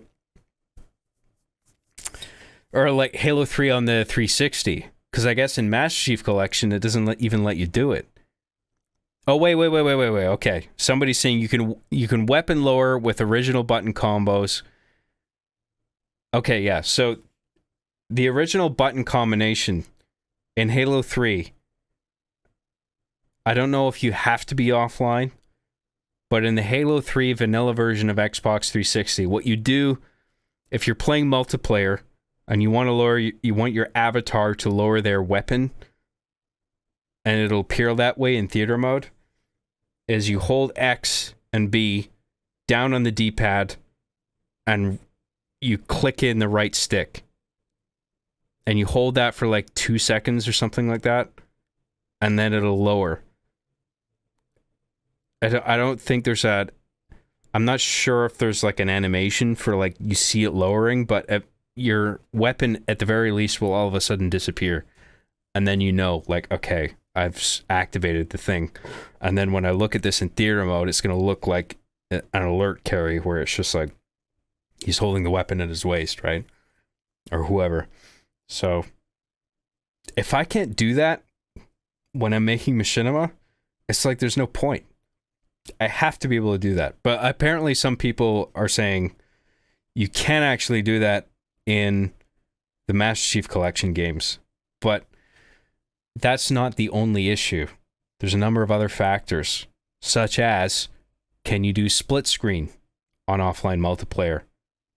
And you can do offline split screen in the 360, and you can do it for at least some, if not all, Master Chief Collection games on the Xbox One version. So I don't think it had a... I think you can play it on the Xbox Series X. I'm not sure about that. But I think it was officially released for Xbox One. And you can... I imagine you could probably put that Xbox One disc into an Xbox Series X and then play that game, but I'm not sure. I don't know if it has backwards compatibility to that degree. I'm not sure about that. But I need to have offline 4-player split screen to do what I do. And the PC version of Master Chief Collection doesn't allow for that. If you want to play multiplayer on the PC version of whatever game is in the Master Chief Collection, if I were to use that for Machinima, I couldn't do it with just 4 controllers plugged into my PC. I would need to have 4 separate individual Xbox Live profiles set up, paid for, and logged in, joining the same lobby. Which means not only do I need 4 separate Xbox Live accounts, but also 4 separate systems, PCs, with the game installed, right? And then I have to control all 4 of those simultaneously and have them just around me in immediate control, where I can control them in some way. I mean, theoretically, it's possible. I could have fucking 4 Xbox Live accounts, 4 PCs, and then a controller coming out of each of them, where it's just like, okay, here's the 4 controllers. I can control each profile. But like, that's a lot of money to spend, and it's a lot of hardware to surround yourself with. So I would rather go with the option that gives me 1 console with 4 controllers plugged into it, and then because it's 360, because it's archaic hardware, I can very easily mod a character profile to have all the armors unlocked, and then I don't have to grind for all the fucking unlockables, right? So there's people who are sort of baffled by the idea that I'm still using Xbox 360 Reach for my Machinima projects, and I'm just like, it's still the best option to me because I've thought about all these factors, and that's still the best option to me based on not only ease of use, but also the assets that are available to me, including armor, permutations, aesthetic, the map variety, the fact you can play as aliens, the armor variety that's offered specifically on the alien half of it. So Halo Reach on 360 is still the best option for me, and it outputs via HDMI 1080p because I don't want to work with 4K. I don't think I need to, because a lot of shit is still output in 1080p and it looks fine.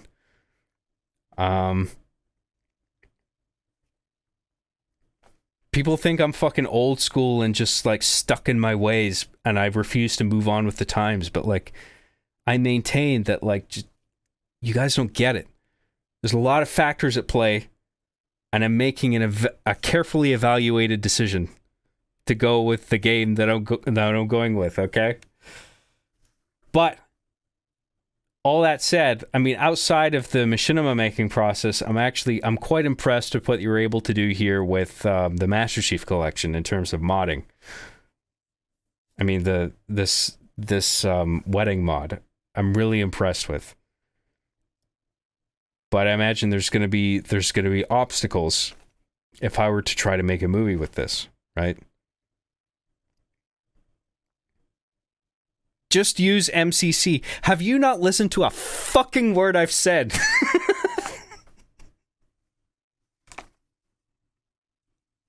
I'm sorry, but holy shit, okay? Master Chief Collection on the PC doesn't let you do split screen offline, okay? Or online. I mean, split screen only applies to offline anyway, right? Because you're splitting the screen between up to 4 players next to you, sitting with you in the same room, right? Use MCC on PC with controllers. MCC, Master Chief Collection on PC, doesn't let you do split screen. Okay? Do you get that? I'm serious, okay? Master Chief Collection on Xbox One does let you do split screen. This is where maybe the confusion is coming from, okay? Which I respect. That's fine. But you gotta listen to me.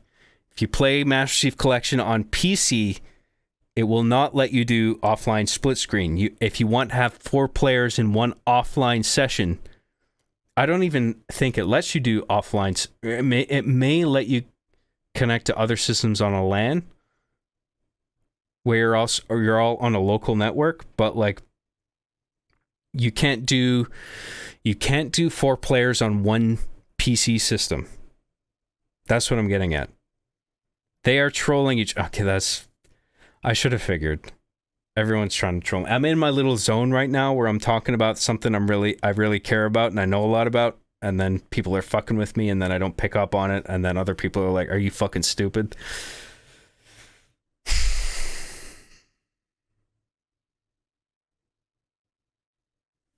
I gotta just chill sometimes, you know? I get too worked up sometimes, and I gotta... People like to fuck with me. And I get it. Let's finish this playthrough of the mod, okay? So we've blown up the place, and now we're gonna shoot this guy.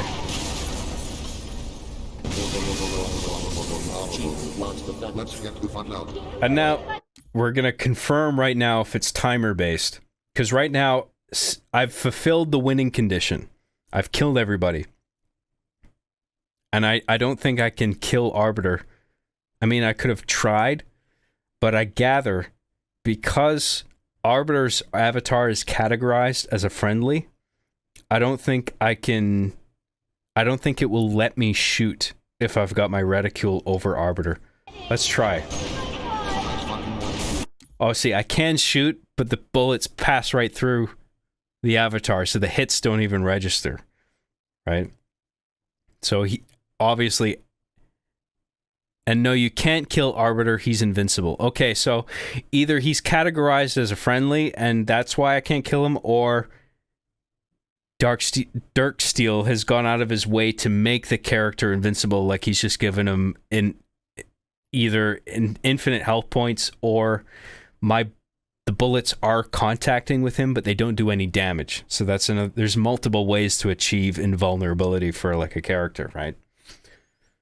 So as soon as all the other characters are dead, that starts a timer. I'm guessing in milliseconds or hundredths of a second or something like that, where it's just like a number of an integer value that counts down from some value to 0 across a period of time.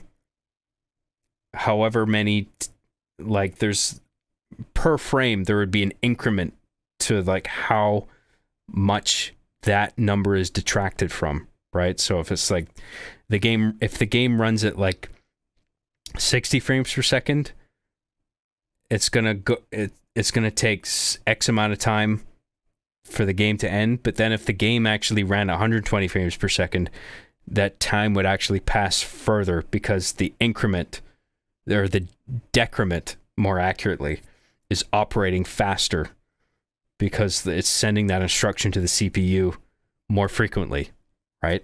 Across the same amount of time in real time, or in real lifetime, I should say. 1 frame passes or something like that. Okay, it's frame based. Okay, so it might not even be.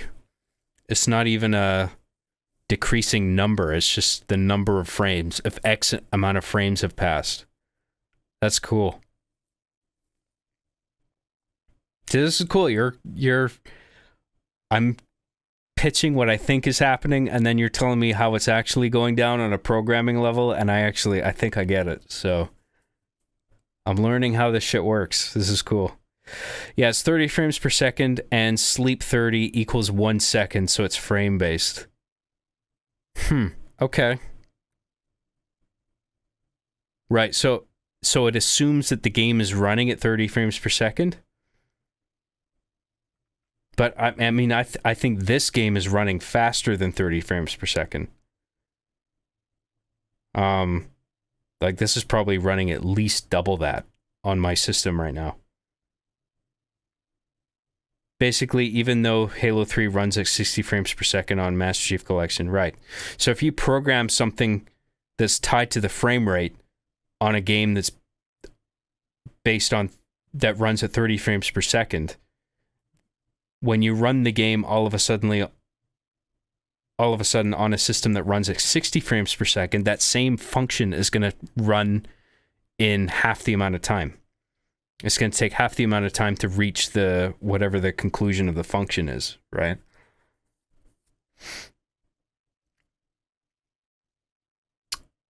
I don't question it. It just works. Trademark.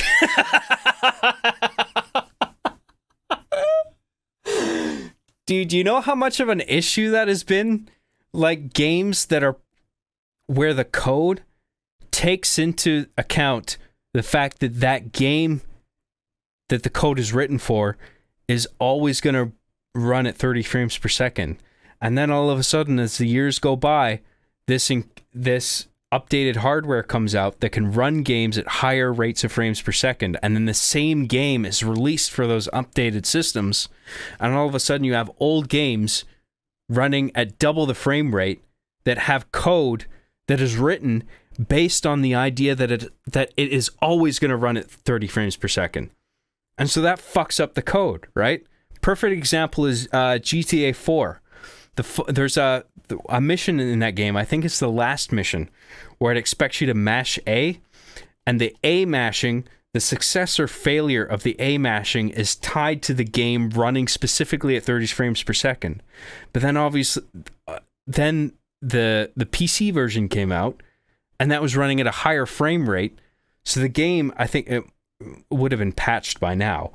But originally, it expected you to mash the button in accordance with the game running at 30 frames per second.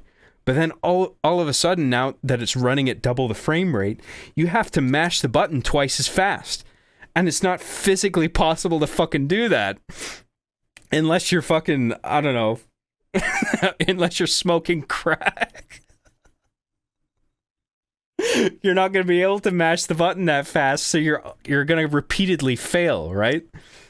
So like you have to patch the game where either you increase the interval between button presses or you tie it to something else where it's not frame rate, right?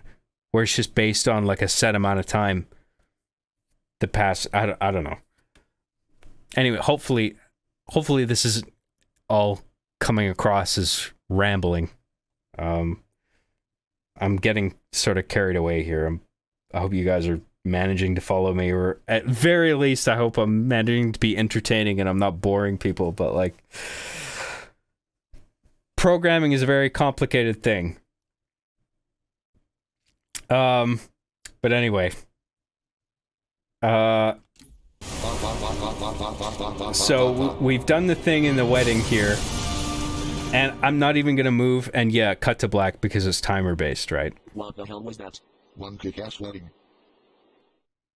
I mean, you guys are gamers. I imagine you guys have at least some interest in how all this shit works, right? And it all comes down to programming and what specific instructions line by line are sent to a processor, right? And that's the shit I'm learning right now.